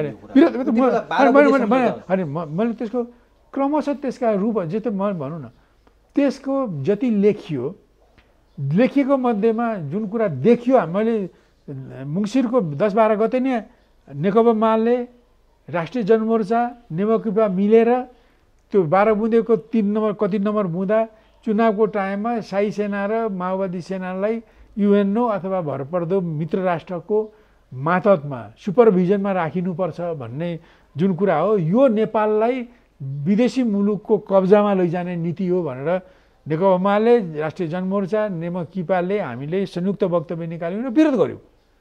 त्यसमा देखिएको कुरा त्यही थियो। त्यसमा त राजा हटाउने कुरा थिएन, निरङ्कुशता हटाउने कुरा थियो, त्यो त हामी लडिरहेकै थियौँ होइन। त्यहाँ राज्यको डेमोक्रेटिक पुनर्संरचना थियो, त्यो पनि विरोध गरेका होइनौँ हामीले होइन। धर्मनिरपेक्षताको कुरा थिएन, तर पछाडि घुमाउँदै फिराउँदै जे नलेखेको कुरा लागू गरेपछि र जनताले पनि त्यसको विरोध गरिसकेपछि र त्यो गरेर नेपालको स्वतन्त्रता सार्वभौमिक सत्तालाई धरापमा पारिसकेपछि अनि त्यो जब खुल्दै गयो तब विरोध हुँदै आयो। किन त्यसबेला देखिएको जुन थियो त्यो हामीले देखेकै दिन विरोध गऱ्यौँ, अघि मैले भनिसकेँ। र अरू कुरो जो देखिँदै गयो, जस्तो भनौँ 12 बुँदेमा जुन लेखिएको कुराभन्दा बढी जुन गरे होइन, जस्तो भनौँ अब वैशाख 63 सालको वैशाख 10 गते भारतको प्रतिनिधि कर्ण सिंहको रोभरमा यहाँको राजा तत्कालीन राजा ज्ञानेन्द्र, सादलको काङ्ग्रेस, 2टा डेमोक्रेटिक काङ्ग्रेस, एमाले, माओवादी अनि माओवादीको सहमतिमा मधेसी दलको सहमतिमा संलग्न भएर जुन सम्झौता गरे, त्यो सम्झौताले राजकीय सत्ता र सार्वजनिक सत्ता चाहिँ जनताको हो भनेर त्यो सम्झौताको मूल मर्म हो। र त्यो राजकीय सत्ता र सार्वजनिक सत्ता चाहिँ का मालिक जनता हुन् भन्ने कुरालाई आत्मसात गर्दै म राजा ज्ञानेन्द्रले 2058 सालमा विघटित प्रतिनिधि सभाको पुनर्स्थापना गरेको छु भनेका छन्। त उनले राजकीय सत्ता र सार्वजनिक सत्ताको मालिक जनता हो भन्नुको माने म संविधान मातहत रहन्छु, म पार्लियामेन्ट मातहत रहन्छु भनेको। तर दिएनन्। अनि र त्यो हो, त्यो मेरो यो कथ्य मात्रै होइन। म तपाईँलाई त्यो 11 गतेको सहमति पश्चात पुनर्स्थापित भएको पार्लियामेन्टले 63 सालको जेठ 4 गते एउटा घोषणापत्र पास गरेको छ। त्यो घोषणापत्रमा के भनेको छ भने राजा वीरेन्द्रसम्मको सम्पत्ति राष्ट्रिय सम्पत्ति हुने, त्यसपछिको राजाको सम्पत्ति नागरिकको सम्पत्ति छ र कर लाग्ने, ट्याक्सेबल हुने, र यो राजसभा जुन पार्लियामेन्ट राजाको पार्लियामेन्ट हो राजसभालाई विघटन गर्ने, त्यो नराख्ने, र जनप्रतिनिधिहरूले नि राजा, राजपरिवार र उत्तराधिकार सम्बन्धी कानुन चाहिँ जनप्रतिनिधिले बनाउने भनेर संविधान र कानुनलाई मान्ने पार्लियामेन्ट मातहतको राजाको परिकल्पना मैले गरेको होइन, पुनर्स्थापित पार्लियामेन्टले गरेको हो। जेठ 4 अहिले पनि तपाईँ त्यो खोजेर पढ्नुहोस्। तपाईँ कहाँबाट घुसाइयो त हो। यसरी के भने उनले जुन भएन भारतले आफ्नो सङ्कीर्ण स्वार्थ, उसको विस्तारवादी स्वार्थको निम्ति एक थोक लेखाएर अर्थक काम गर्यो। उसलाई राजालाई हटाउने, उसको हटाउने कुरालाई उसले खुलेर भन्न नसक्ने हुनाले उसले त्यो नभनेको। यहाँनिर पनि त कर्ण सिंह आएर त्यो सम्झौता गरेर, त्यो सम्झौता भनेको के हो भनेर हिजो अस्ति सोद्धाखेरि भने यो त्यो सम्झौता मुताबिक राजा र दलले मिलेर नै शासन चलाउने भनेको हो भनेर कर्ण सिंहले भने। माओवादीलाई उनीहरूले महाभारतको शिखण्डी बनाए। उनीहरूले अगाडि सारेर उनीहरूले यहाँ जनताको राज ल्याउन होइन, भारतको पपेटहरूलाई, भारतका दलालहरूलाई, भारतका कठपुतलीहरूलाई को जिम्मामा नेपाललाई लाने र नेपाललाई फिजी जस्तो अथवा नेपाललाई भुटान जस्तो अथवा नेपाललाई सिक्किम जस्तो बनाउने उनीहरूको डिजाइन हो होइन। यही कुरा नि होइन यो सुन्नुहोस्, मैले यो कुरा देखेपछि मैले भने सुरुमा त्यसबेला 62 सालको मङ्सिरको 10-12 गते जब त्यो 7 बुँदे पढ्यौँ त्यसमा लेखेको कुरामा त्यही एउटा कुरा, नेपालको सेनालाई, माओवादी सेनालाई युएनओ अथवा भरपर्दो विदेशी मुलुकको मातहत राख्ने कुरा, उसको सुपरभिजनमा राख्ने कुराको हामीले यो राष्ट्रियतालाई बिक्री गरेको भनेर ठाडै विरोध गऱ्यौँ। पछि जुन कुरा खुल्दै जब खुल्यो तब विरोध गऱ्यौँ। यही कुरा त्यस कारणले यस्तो भएकोले नेकपाले एउटा देशभक्त पार्टी हो। नेकपाले कुनै मुलुकको गुलाम हुन चाहँदैन। नेकपाले नेपालको स्वतन्त्रता, सार्वभौमिकता, भूको अखण्डतालाई सम्मान गर्न चाहन्छ र नेकपाले नेपालको स्वतन्त्रता, सार्वभौमिकता जोगाउनको निम्ति नेपाली जनता मात्रै होइन, वामपन्थी, प्रजातन्त्रवादी र राष्ट्रवादीहरू यहाँसम्म कि राजा महाराजाको पनि योगदान हुन्छ भने नेपालको स्वतन्त्रता, सार्वभौमिकता जोगाउनको निम्ति उनीहरूको कामले पनि मद्दत पुर्याउँछ भने उनीहरूको सहयोग पनि लिनुपर्छ भन्ने मान्यता नेकपा मालेको मान्यता हो। यो तपाईँले प्रश्न यस्तो भएको हुनाले नेपाल विरोधी तत्त्व, कुतत्त्वहरू, नेपाल विरोधी देशी विदेशी तत्त्वहरूले नेकपा माले जस्तो देशभक्त, समाज परिवर्तन गर्ने कम्युनिस्ट पार्टीलाई उनीहरू सीमित दायरामा राखेर राजावादी भन्छन्। अनि राजाको कतिपय कामलाई नेपालको सेवामा प्रयोग गर्नु एउटा कुरा हो, तर वादी नै हुनु त अर्को कुरा हो। म त मार्क्सवादी हो, म त दण्डात्मक ऐतिहासिक भौतिकवादी हो, म त समाजवादी हो। अब ठिक छ, अब म अन्तिमतिर छु, कुरो पनि अलिकति लामो भइरहेछ। अब यसलाई मैले कसरी बिट बार्न खोजिरहेको छु भने अलिकति दुईवटा विषय छन्, त्यसलाई संक्षिप्तमा उत्तर दिनु होला। जस्तो तपाईँले यो भनिरहँदा नेकपा माओवादीमा जिम्मेवार तहमै बसेर एउटा लेभलै बनाउनु भएका सिपी गजुरेल, जो तपाईँ राम्रोसँग चिन्नुहुन्छ, उहाँले हिजो मसँगको कुराकानीमा के भन्नुभयो भने हामीलाई जनयुद्धमा एउटा कुरा भनिया रहेछ, प्रचण्ड र बाबुराम भारतबाट प्रयोग भएका रहेछन् भने म अहिले बुझ्दैछु। किनभने हामी पक्राउ पर्दा पनि यिनीहरूकै काहीँ कतै डिजाइन पो रहेछ भन्ने कुरा मलाई लागिरहेछ आज आएर। र यिनीहरूले जुन किसिमको गणतन्त्र भनेका छन्, हामीले जनगणतन्त्र भनेका थियौँ, यो यिनीहरू भारतबाट प्रयोग भएका रहेछन्, भारतकै इन्ट्रेस्टमा गरेका रहेछन् र यो जनयुद्धमा काहीँ न काहीँ भारतले प्रभाव पारेको रहेछ भन्ने कुरामा म अहिले आएर विश्वस्त भएँ। त्यसकारण नै हामी प्रचण्ड र बाबुरामसँग बस्न नसकेर फुटेका हौँ भन्नुभयो। यसले के सङ्केत? एकदम उहाँले तपाईँले जे भन्नुभयो, सिपी गजुरेल कामरेडले भन्नुभयो भनेर, अब यो उहाँको यस्तो भनाइ सोरै आना सही हो। ढिलो भए पनि उहाँले यो बुझ्नुभयो, म उहाँलाई बधाई दिन चाहन्छु। उहाँको यो ज्ञानलाई मैले दाद दिन चाहन्छु। भएको यस्तै हो होइन। यो कुरालाई हामीले सुरुदेखि नै भारतले माओवादीले प्रयोग गर्दैछ है भन्दै आएका थियौँ। उहाँहरूले ठाडै विरोध नगरे पनि समर्थन गर्नुभएको थिएन। उहाँले धेरै गौर गरेर सबै तथ्य तर्कहरूलाई केलाउँदै आएर सिपी गजुरेल र उहाँले यसो भन्नु, उहाँको पार्टीले पनि यो कुरालाई महसुस गरेको हुनुपर्छ। किनभने प्रचण्डहरूले माओवाद विसर्जन गरिसकेका रहेछन्, आत्मसमर्पण गरिसकेका रहेछन् भारतसँग, जेलबाट निस्किँदासम्म नि मलाई त्यो लागेको थिएन। आजको दिनमा आएर म बुझ्दैछु कि उनीहरूले अटल बिहारी वाजपेयीले दिएको निवेदनको समेत चर्चा भयो उहाँको र मेरो कुराकानी। त्यही कारण यो उहाँले जुन तथ्यहरूलाई खोजेर होइन तिनीहरूबाट एउटा तर्कपूर्ण निचोड निकालेर जुन कुरा भन्नुभयो त्यसको निम्ति म उहाँलाई धन्यवाद दिन चाहन्छु। वास्तवमा उनीहरूले, म तपाईँलाई यहाँनिर एउटा के थप्नु भने, अब मैले अहिलेसम्म मलाई यो थाहा छैन, म सिपी गजुरेल कमरेडलाई म अनुरोध गर्छु, मैले चाहिँ 2027-28 सालमा मैले पनि तत्कालै सशस्त्र सङ्घर्ष गरेर गणतन्त्र ल्याउन सकिन्छ, जनगणतन्त्र, कम्युनिस्ट गणतन्त्र ल्याउन सकिन्छ भन्ने मैले पनि मान्यता लिएको हो र त्यसको निम्ति हामीले आन्दोलन छेडेको पनि हो होइन। तर समयको हामीले कोही विदेशी मुलुकमा जाने हाम्रो नीति थिएन, हामी गएनौँ र विदेशीले हामीलाई प्रयोग गर्न पाएन र हामीले नै भित्र लड्दै हन्डर ठक्कर खाँदै हामीले बुझ्यौँ कि तत्काल जनगणतन्त्र चाहिँ लागू गरिहाल्न सकिने रहन्छ। देशभित्रको दक्षिणपन्थीको कारणले मात्रै नभएर यहाँका भारत र पश्चिमा शक्तिको कारणले उनीहरूले नेपालमा जनगणतन्त्र चाहिँ आउन रोक्दा रहेछन् र तिनीहरूलाई छिचोलेर जाने हाम्रो तागत छैन, अहिले बनिसकेको छैन। एक दिन बन्ला, अहिले छैन भन्ने बुझेर हामीले जनगणतन्त्रको कार्यनीतिलाई छोड्यौँ र पछि पञ्चायत ढाल्ने र बहुदल ल्याउने कार्यनीति लिएर गयौँ। त्यसपछि त्यसका कहानी अर्कै छन्। त्यसो गरे बापत मलाई विरोध गरियो, मलाई कारबाही गरियो, मलाई उठ्नै नसक्ने गरी तत्कालीन एमालेको बहुमतले मलाई खाडलमा खसायो। त्यसको विरुद्धमा अहिले लडिरहेको छु। मलाई कुनै गुनासो होइन। राजनीतिमा यस्तो हुन्छ नि, मान्छेको ज्यान त जान्छ भनेपछि अब पदबाट बदनामीपूर्वक हटाउनु कुन ठुलो कुरा हो होइन। त्यो राजनीतिक लडाइँमा छु म, ठिकै छ आफ्नो ठाउँमा, मेरो कुनै गुनासो होइन, मेरो यो विरोध हो। मैले यो बुझेँ, मैले पनि म यसमा विरोध गरिरहेको छु। सिपी गजजुरले पनि बुझ्नुभयो, अझ राम्ररी धेरै कुरा बुझ्नु छ।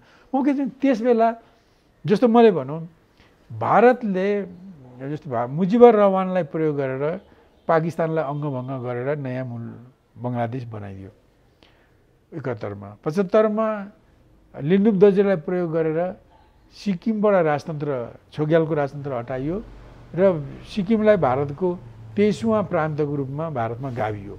अहिले त्यो भारत स्वतन्त्र मुलुक रहेन, भारतको प्रान्त बनेको छ होइन। अब यसलाई त हामीले देखेका हौँ। यसबाट शिक्षा लिँदै बिपीले भारतमा बसेर आन्दोलन नगर्ने, ठुलो आन्दोलन पनि गर्दिनँ, राजाको अगाडि घुँडा पनि टेक्दिनँ, डेमोक्रेसीको निम्ति लडिरहन्छु तर बेग्लै तरिकाले भनेर उहाँ आउनुभयो। बडो राम्रो काम गर्नुभयो। उहाँ घनघोर कम्युनिस्ट विरोधी डेमोक्रेट भए पनि उहाँको यो कदमलाई म उच्च सम्मान गर्छु।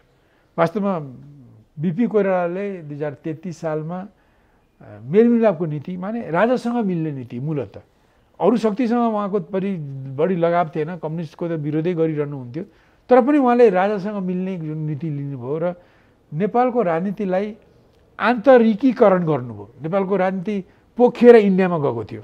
इन्डियामा बसेर 17-18 सालमा लड्दा, 30-32 सालमा लड्दा, काङ्ग्रेसले राजाको विरुद्धमा लड्दा त्यो बाह्यकरण भएको थियो। उहाँले आन्तरिकीकरण गर्नुभयो, नेपाललाई बङ्गलादेश हुनबाट जोगाउनु भयो। म घनघोर कम्युनिस्ट विरोधी बिपीलाई म उच्च सम्मान गर्छु, किन उहाँको त्यो नीतिले देश जोगायो, नभए देश बङ्गलादेश हुन सक्थ्यो होइन। त्यस ढपबाट त्यस कारण मैले 3 सालको बिपी नेपाल भारतकै अङ्ग हो भन्ने बिपी हुन्। बिपीले पनि भन्नुहुन्थ्यो कि राजा महाराजाको कारणले, उनीहरूको स्वार्थको कारणले नेपाल स्वतन्त्र देखिएको मात्रै हो, तर यो इन्डियाकै अङ्ग हो भन्ने बिपी 3 सालमा त्यस्तो भन्ने बिपी 30 वर्षपछि के भन्दै आउनुभयो इन्डियाबाट भने देशको स्वतन्त्रता सार्वभौमिक सत्ताको निम्ति बलिदान दिनु हरेक नेपाली नागरिकको कर्तव्य हो, उठ भनेर आउनुभयो।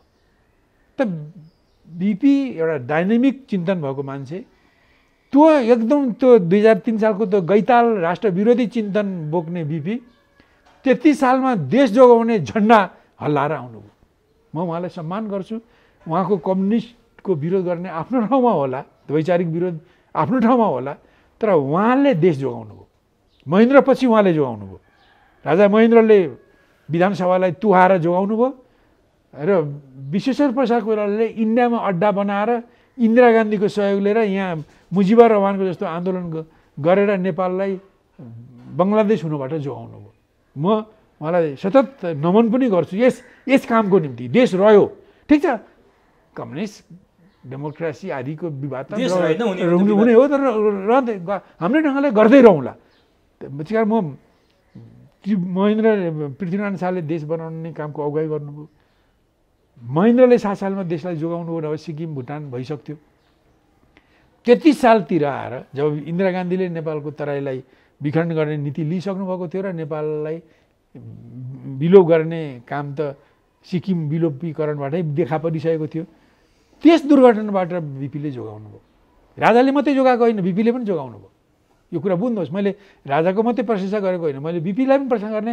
यद्यपि घनघोर कम्युनिस्ट विरोधी हुन् र उहाँका कयौँ चेला चपाटाहरू जो सङ्कीर्ण छन्, अहिले पनि कम्युनिस्टहरूको खेदो खनेर जान्छन् होइन। तर पनि बिपीले देश जोगाउने काम गर्नुभयो। त्यो कुरा जतिसुकै कम्युनिस्ट विरोधी भए पनि उनले नेपालको स्वतन्त्रताको इतिहासमा बिपीको मेलमिलापको नीति चाहिँ उच्च कदरको साथ रहिरहनेछ होइन। त यो ढङ्गको यो काम गरिएको हो। त्यस कारण अहिले यी नीति लिए बापत होइन जुन ढङ्गले मलाई होइन विरोध गरेका छन्, राष्ट्रघातीहरूले विरोध गर्नु स्वाभाविक हो। म अन्तिममा छु।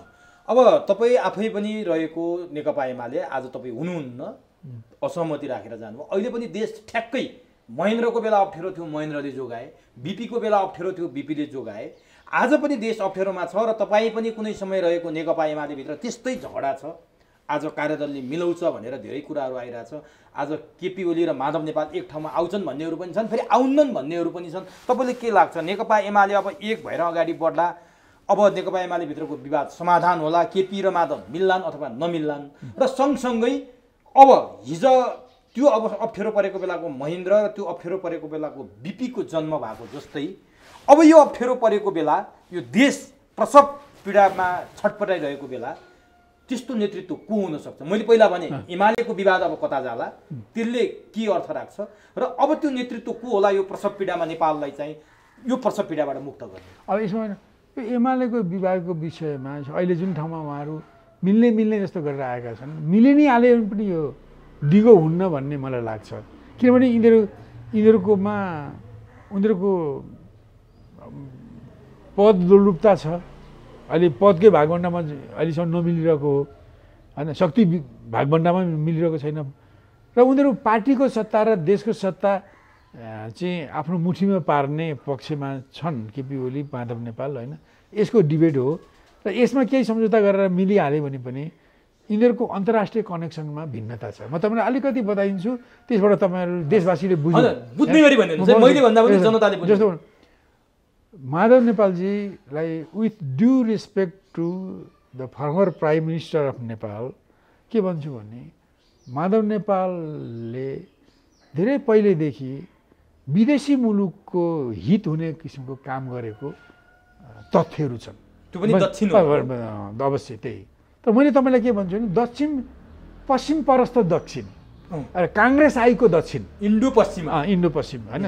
जस्तो भने सबभन्दा पहिले उहाँको एउटा पहिलो कुरा यो 46 सालमै जब त्यस बेला किङ वीरेन्द्रले चीनबाट केही सामान्य हतियारहरू ल्याएपछि भारतले नाकाबन्दी लगायो र त्यसपछि मात्रै नेकपा एमाले पञ्चायतको विरोध गर्ने नीति लिन पुग्यो। त्योभन्दा अगाडि नेकपा एमाले आन्दोलन गरेर बहुदल ल्याउँ भन्ने पक्षमा नेकपा एमाले माले आएको थिएन र त्यो नीति लिए बाबत मलाई दक्षिणपन्थी काङ्ग्रेस परस्थ भनेर उनीहरूले दोषारोपण गर्थे होइन। पछि 46 सालको कार्तिकमा मेरै प्रस्तावमा पञ्चायत ढाल्नको निम्ति संयुक्त आन्दोलन गर्ने, काङ्ग्रेससँग सहकार्य गर्ने, वाममोर्चा बनाउने कुरा मेरै प्रस्तावमा पास भयो। तर 39 सालमा त्यो मेरो नीतिलाई दक्षिणपन्थी भनेको काङ्ग्रेस परस्थ भनेको कुरामा माधव नेपाल, मदन भण्डारी लगायतकाहरूले आत्मालोचना गरेनन् र मलाई दक्षिणपन्थी नै अहिलेसम्म भनिरहे होइन। अब अहिले अरू म धेरैपट्टि जानु सक्छु। एउटा त्यसपछि एउटा उनीहरूले त्यस बेला जब 46 सालमा जब आन्दोलनको नीति लिएपछि भारतको रले एकजना व्यक्ति मार्फत राष्ट्रिय परिषद मेम्बर मार्फत नेकपा मालेमा राजाको विरोधमा हतियारबन्द लडाइँ सङ्घर्ष गरेर राजतन्त्र फाल्ने नीति लिन्छ नेकपा एमाले भने त्यसलाई भारतले हरेक हिसाबले सहयोग गर्छ, हतियार दिन्छ, तालिम दिन्छ, फौज दिन्छ, फिल्टर दिन्छ, सबै थोक दिन्छ, के गर्छौ भनेर सूचना पठायो। त्यसबेला मदन भण्डारी भर्खर महासचिव हुनुभएको थियो भदौमा, त्यो मुङ्सिरको कुरा हो। त त्यसमा पार्टीले अस्वीकार गर्यो। त्यसरी भारत जस्तो धेरै असहमति भएको मुलुकको सहयोग लिएर त्यस्तो काम गर्यो भने त्यो राष्ट्रको निम्ति खतरा हुन्छ भनेर त्यसलाई अस्वीकार गरियो। तर त्यो प्रस्तावको नेकपा एमाले भित्रको एउटै समर्थक माधव नेपाल हो। यो सबैलाई थाहा होस् कि त्यसलाई अब अहिले निधन भइसक्नु भएको सलिम मियाँ अन्सारी राष्ट्रिय परिषद मेम्बरले उहाँले बिहारमा रहेको उहाँको ससुरालीमा उहाँको रहका अफिसरले आएर उहाँलाई भेटेर यो सूचना नेकपा मालेमा पुर्याइदिनुहोस् र जे निर्णय हुन्छ त्यही सुनाइदिनुहोस्, तपाईँ यसमा सहमत हुनुपर्ने नपर्ने केही जरुरी छैन भनेर यो पठाएको हो। त्यसकारण मैले यो कुरा राखेको हुँ भने उनी त्यसको पक्षधर म होइन भने उनले सलिम मियाँ अन्सारीले मेरो सहमति विमति छैन यसमा होइन, मेरो सहमतिको कुरा होइन, यो रहको कुरा हो भने पार्टीले अस्वीकार गर्यो।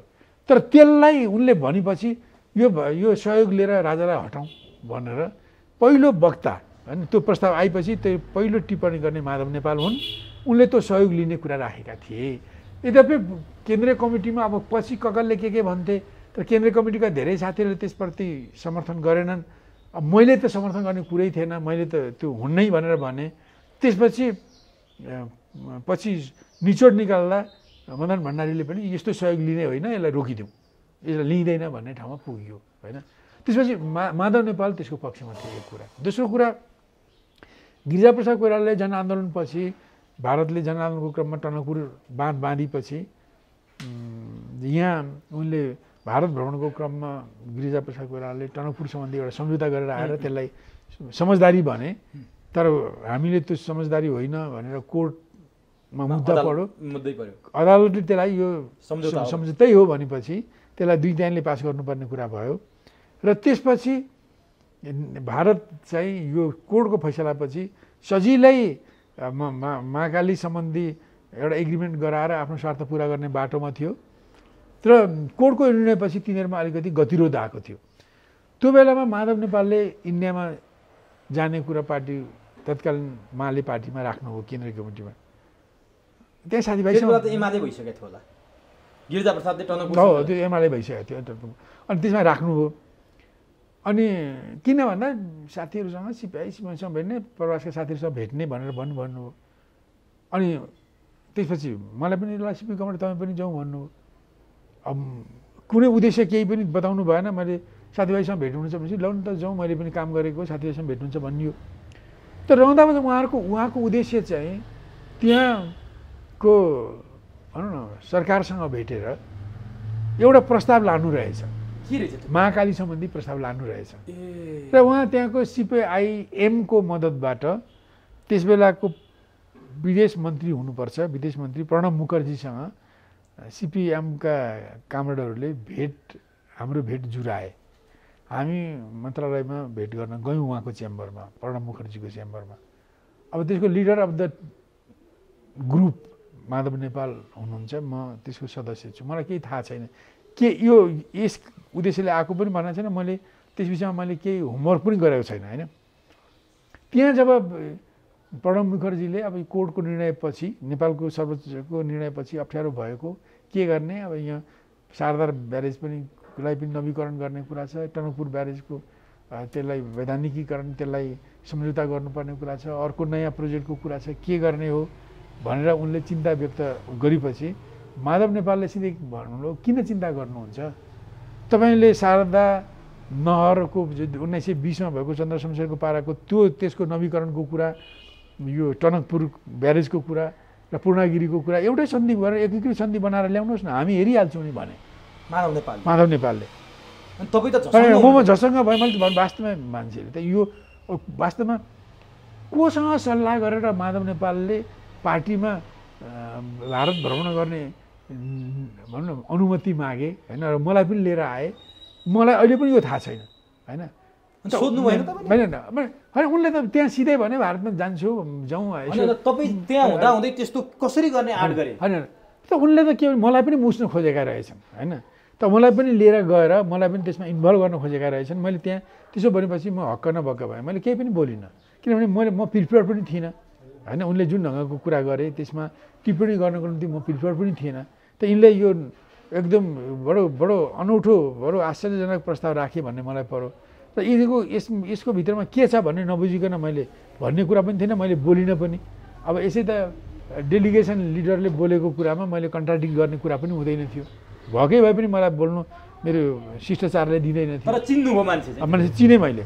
त उनले महाकाली एकीकृत महाकाली सन्धिलाई जुन ढङ्गले पछाडि अगाडि बढ्यो त्यो सन्धि ल्याउनको निम्ति प्रस्तावक माधव नेपाल हुन्।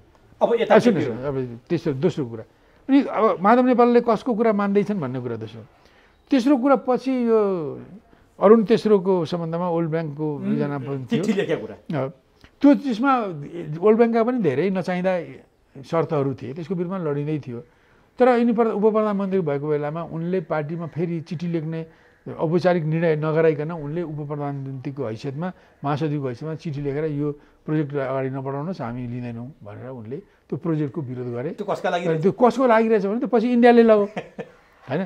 र त्यो हो वर्ल्ड ब्याङ्कका सहज कन्डिसन थिएन, असहज थिए, त्यसको विरुद्धमा लड्नु पर्थ्यो, त्यसलाई सुधार्नु पर्थ्यो। तर यसरी उसलाई रोकेर भन एउटा भारत जसले हामीलाई लुटिरहेको छ उसलाई नै लुटाउनु पर्ने जरुरी थिएन, त्यसमा पनि उनी त्यसैमा रहे। त्यसपछि महाकाली सन्धि पास गराउने काममा उनको अग्रणी भूमिका रह्यो। उनले केपी ओली जोडिए, तर केपी ओलीलाई उनले कसरी जोड्यो भने यो जोडेको माधव नेपालले हो है। उहाँ महासचिव हुनुहुन्थ्यो मदनको देशपछि र उनी हाम्रो संसदीय दलको नेता हुनुहुन्थ्यो, म पनि पार्लियामेन्टमा थिएँ। उनले एउटा धेरै विरोध भएपछि एउटा कार्यदल बनाउनु भयो माधव नेपालले, अब यो पार्टीको हैसियतमा संसदीय दलको हैसियतमा केपी ओलीलाई संयोजक बनाउनु भयो।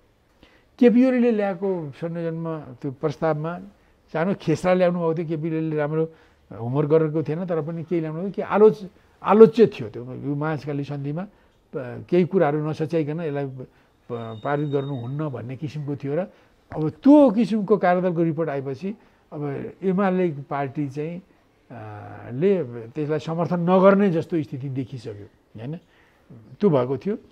त्यसपछि अब भारत पक्षले जसरी माधव नेपाललाई आफ्नो पक्षमा पारेको थियो, केपी ओलीलाई पनि आफ्नो पक्षमा पार्नको निम्ति अब उसलाई अगाडि सारेपछि उनी नोटिसमा आए, उनको चित्त बुझाए।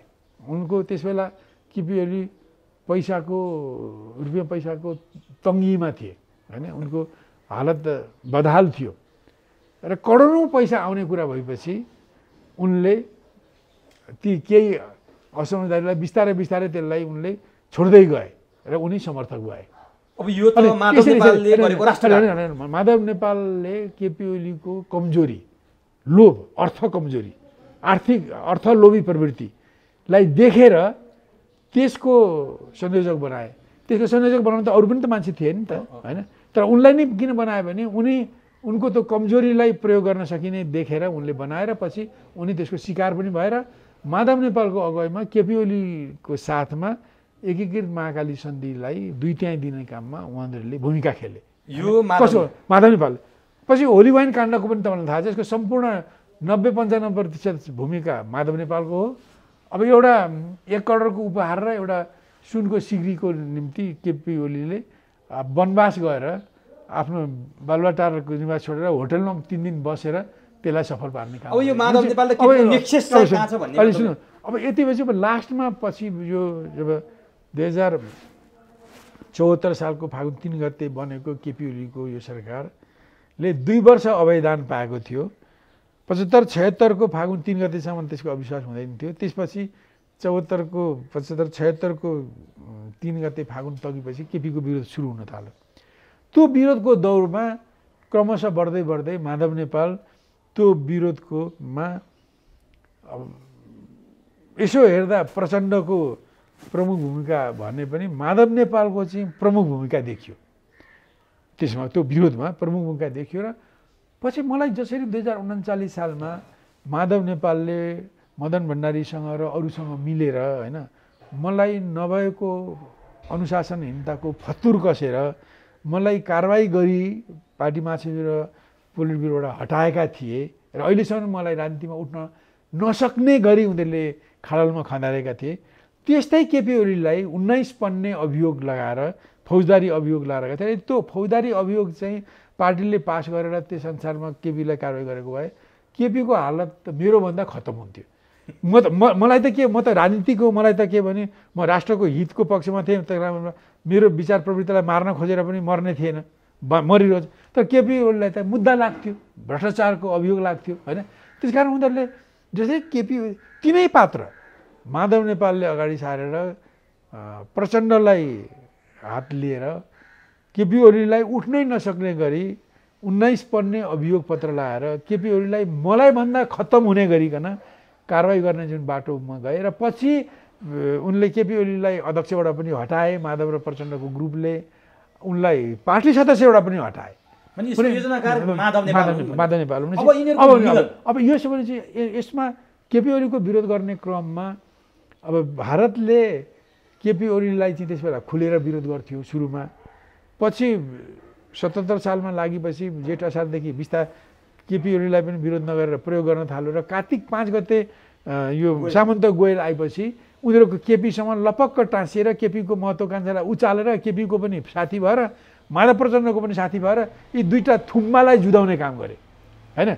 यो काममा माधव नेपाल चाहिँ अब यो केपी ओलीलाई उठ्नै नसक्ने गरी खँदार्ने काममा 39 सालमा मेरो विरुद्धमा जस्तै प्रयोग भए र केपी ओलीको विरोधको त्यो अभियानमा भारतबाट सञ्चालित भए हैन माधव ओली माधव त्यसपछि त उनीहरू दुवैपट्टि छन् अहिले केपी ओलीका उसको महत्त्वकांक्षालाई उठाइदिने उसको पनि थुम्बा जुधे त्यसरी जुधिरहेका छन् अहिले पनि यो चाहिँ यो उहाँहरूको सत्ता भागभन्डा शक्तिको वितरणको कुरा पनि देखिन्छ बाहिर त्यो त्यति मात्रै होइन यसमा जस्तो भनौँ अब केपी ओली चाहिँ माधव नेपाल यता आउने र भोलि ममता ठाकुर र राजेन्द्र महतोले साथ दिने हो भने केपी ओलीले विश्वासको मत पुनर्स्थापना भए पनि विश्वासको मत पाउने र अब अवधिभरि सरकार चलाउने ठाउँमा पुग्छन् त्यसरी त्यो मौका दिने कि नदिने यो सबै भारतमाथि भर पर्छ किनभने निर्णय गर्छन् होइन अहिले के हो भने जस्तो केपी ओलीबाट यति लियो भन्दा बढी लिन सकिँदैन यति भएपछि यो खत्तम हुन्छ भनेर भारतले अब यो केपीलाई यस्तो डिसाइड गरेर केपी ओलीलाई नल्याउने भएको छ भने मिल्दैन र यो बहुमत पुग्ने काम मिल्यो भने पनि यो स्थिति भयो मिल्यो भने पनि के हुन्छ भने भोलि महन्त ठाकुरहरूले स्थिति बदलियो हामी तथस्थ बस्छौँ भनिदिन्छन् भनेपछि अब सबै कुरा यो होइन यसमा खालि यहाँभित्रको द्वन्द्व मात्रै सामेल छैन यसमा विदेशीहरू पनि इन्भल्भ छन् त्यस कारण यो चाहिँ भित्रको समझदारीले मात्रै मिल्नेवाला छैन विदेशीहरूको समझदारी विदेशीहरूको पनि इन्ट्रेस्ट मिल्नु पर्यो होइन त्यस कारण यस्तो भएकोले यो मिलिहाल्यो भने पनि यो छेडभङ्गुर हुन्छ हेर्नुहोस् होइन किनभने अब माधव नेपाल यसरी होइन पश्चिम परस्त भारतीयहरूको मतियार भएर काम गरेका मैले उदाहरण दिएँ होइन अब उनले चटक्क यिनी रत्नाकर डाकु तुरुन्तै वाल्मिकी बनिहाल्छन् भन्ने मलाई लाग्दैन होइन होइन जुनले राष्ट्रको विरुद्धमा जे गरे विदेशीहरूको स्वार्थ मिल्छन् नमिले यिनीहरू मिल्दैन त्यही कारण अब यस्तो भएकोले मिल्न पनि सक्छन् क्षणिक तर पनि यो दिगो हुँदैन किनभने उनीहरूले जब मार्क्सवादी बाटोमा नआइन्जेल कम्युनिस्ट पार्टीको रूपमा उनीहरूमा शान्ति हुँदैन यो कुरा बुझ्नुहोस् होइन अब यस्तो भएर मैले अघि तपाईँलाई भन्दै थिएँ यस ढङ्गले भएको हुनाले यो बाटो हो र अर्को के भने मैले माओवादीको बारेमा अलिकति भनेर टुङ्गाउँछु कि यिनीहरूले जब हामीले बिपीले मुजिबर रहमान हुन मान्नु भएन 33 सालमा 46 सालमा नेकपा माले राजाको विरोधमा भारतको सहयोग लिएर हतियारबन्द लडाइँ गर्न मानेन त्यसपछि माओवादीले हठात सशस्त्र सङ्घर्ष गरेर जनगणतन्त्र ल्याउने कुरा गरे र पछि उनीहरूलाई अब आफ्नै बुद्धिले होस् या के होस् नेपालमा बसेर लड्दा असुरक्षित भयो हेडक्वार्टर इन्डियामा सार्ने भनेर गए 52-54 सालदेखि त्यसपछि उनीहरूले माओवादीलाई त्यहाँ गएपछि मजाले प्रयोग गरे प्रचण्डको जसरी पनि जनगणतन्त्र ल्याउने ढिपीलाई प्रयोग गरेर इन्डियाले माओवादीको शक्ति बनाउने काममा सहयोग गर्यो र उनीहरूले दाङका 2 ट्रक इन्डियाले पठाएको हतियार माओवादीले लुटेपछि र उनीहरूसँग पर्याप्त हतियार भएपछि यति पछि राजालाई ठेगान लगाउन सकिन्छ भनेपछि अब पछि ब्याक गियर लगाउनु पर्ने भयो होइन उसलाई पछाडि सार्नु पर्ने भयो त्यसपछि उनीहरूले अब बाबुरामलाई अगाडि सारे जनगण शक्ति बनाउन प्रचण्डलाई प्रयोग गरे अब प्रचण्डको ढिपीले शक्ति बन्यो अब त्यो शक्तिले राजालाई खतम गर्न सकिन्छ अब धेरै भयो भने भिण्डरावाले होला प्रभाकरण होला भनेर उनीहरूले ब्याक गियर लगाउन थालेपछि अब सिपी गजुरेल यो मोहन वैद्य र अरू भारतमा भएका कार्यकर्ताहरूलाई गिरफ्तार गराएर होइन गरेर जेसुकै भन्नुहोस् अब उनीहरूकै त्यसपछि त्यो गरेर अनि बाबुरामले के भने अब त्यो जनगणतन्त्रको कुरा त त्यो गलत भइसक्यो त्यो लागू भएन उसले बुर्जा गणतन्त्र ल्याए पनि ल जनगणतन्त्र नआए पनि हामीले बुर्जा गणतन्त्र ल्यायौँ भनेर आफूले जस्टिफाई गराउनको निम्ति बाबुरामलाई अगाडि सारे होइन त्यसकारण यो नेपालमा राजा फाल्ने शक्ति बनाउनको निम्ति भारतले प्रचण्डको नयाँ जनगणतन्त्र ल्याउने ढिपीलाई प्रयोग गरे र अकुत बलिदानको क्रममा शक्ति बनाए अब त्यो शक्ति भारतको निम्ति घातक हुनसक्छ होइन उसले जनगणतन्त्र ल्याउने ठाउँमा पुग्न सक्छ यसलाई रोक्नुपर्छ भने उनीहरूले दाङको घटनापछि उनीहरूले लगाम खिच्दै बारामुन्दैमा लगेर उनीहरूलाई बाबुरामको नीतिमा बुर्जा गणतन्त्रमा ल्याए त यस्तो भएकोले नेपालमा 7 सालपछिदेखि निरन्तर नेपालको राजनीतिलाई विदेशमुखी बनाउने नेताहरूलाई विदेशमुखी बनाउने क्रान्तिकारी भए पनि डेमोक्रेट भए पनि राष्ट्रवादी भए पनि उनीहरूलाई विदेशमुखी बनाउने प्रयत्न जारी छ र धेरै पार्टीहरू चाहिँ विदेशीका डोमेस्टिकेटेड पाल्तु जनावर भइसकेका छन्, उनीहरूकै नीति लिएर जान्छन् र यिनीहरू देखिएका र चिनिएका यिनीहरूबाट नेपालको स्वतन्त्रता सार्वभौमिकता जोगिँदैन। नेपाल अब को आउने भन्दा जोगाउनको लागि देशभक्तहरू उठ्नु पर्यो। कम्युनिस्ट, वामपन्थी, प्रजातन्त्रवादी, राष्ट्रवादी भएका देशभक्तहरूले देशका ज्वलन्त मुद्दाहरू लागू गर्ने एजेन्डामा सहकार्य गरौँ र त्यो सहकार्यको पोलिटिक्स, देशभक्त, प्रगतिशील, लोकतान्त्रिक राजनीतिलाई अघि लैजाउँ। एउटा वैकल्पिक शक्ति बनाऊ, एउटा वैकल्पिक सरकार बनाऊ र त्यो एजेन्डालाई लागू गरेर देशमा आएको विकृतिको शुद्धिकरण गरौँ। देशको विदेशमुखी राजनीतिलाई देशमुखी बनाऊ र देशको जनताले चाहे अनुसारका जनता र राष्ट्रको भलो गर्ने अग्रगामी परिवर्तनलाई कार्यान्वयन गरौँ। यो गर्ने आन्दोलनको क्रममा नै त्यसलाई नेतृत्व गर्ने शक्ति जनताको आन्दोलनले पैदा गर्नेछ। हस्, समय दिनुभयो। अत्यन्तै महत्त्वपूर्ण र धेरै मान्छेहरूलाई, आम मान्छेलाई थाहा नभएका केही कुराहरू पनि आज जानकारी गराइदिनु भयो, सार्वजनिक गरिदिनु भयो। यसको लागि तपाईँलाई हार्दिक धन्यवाद। बहुत धन्यवाद।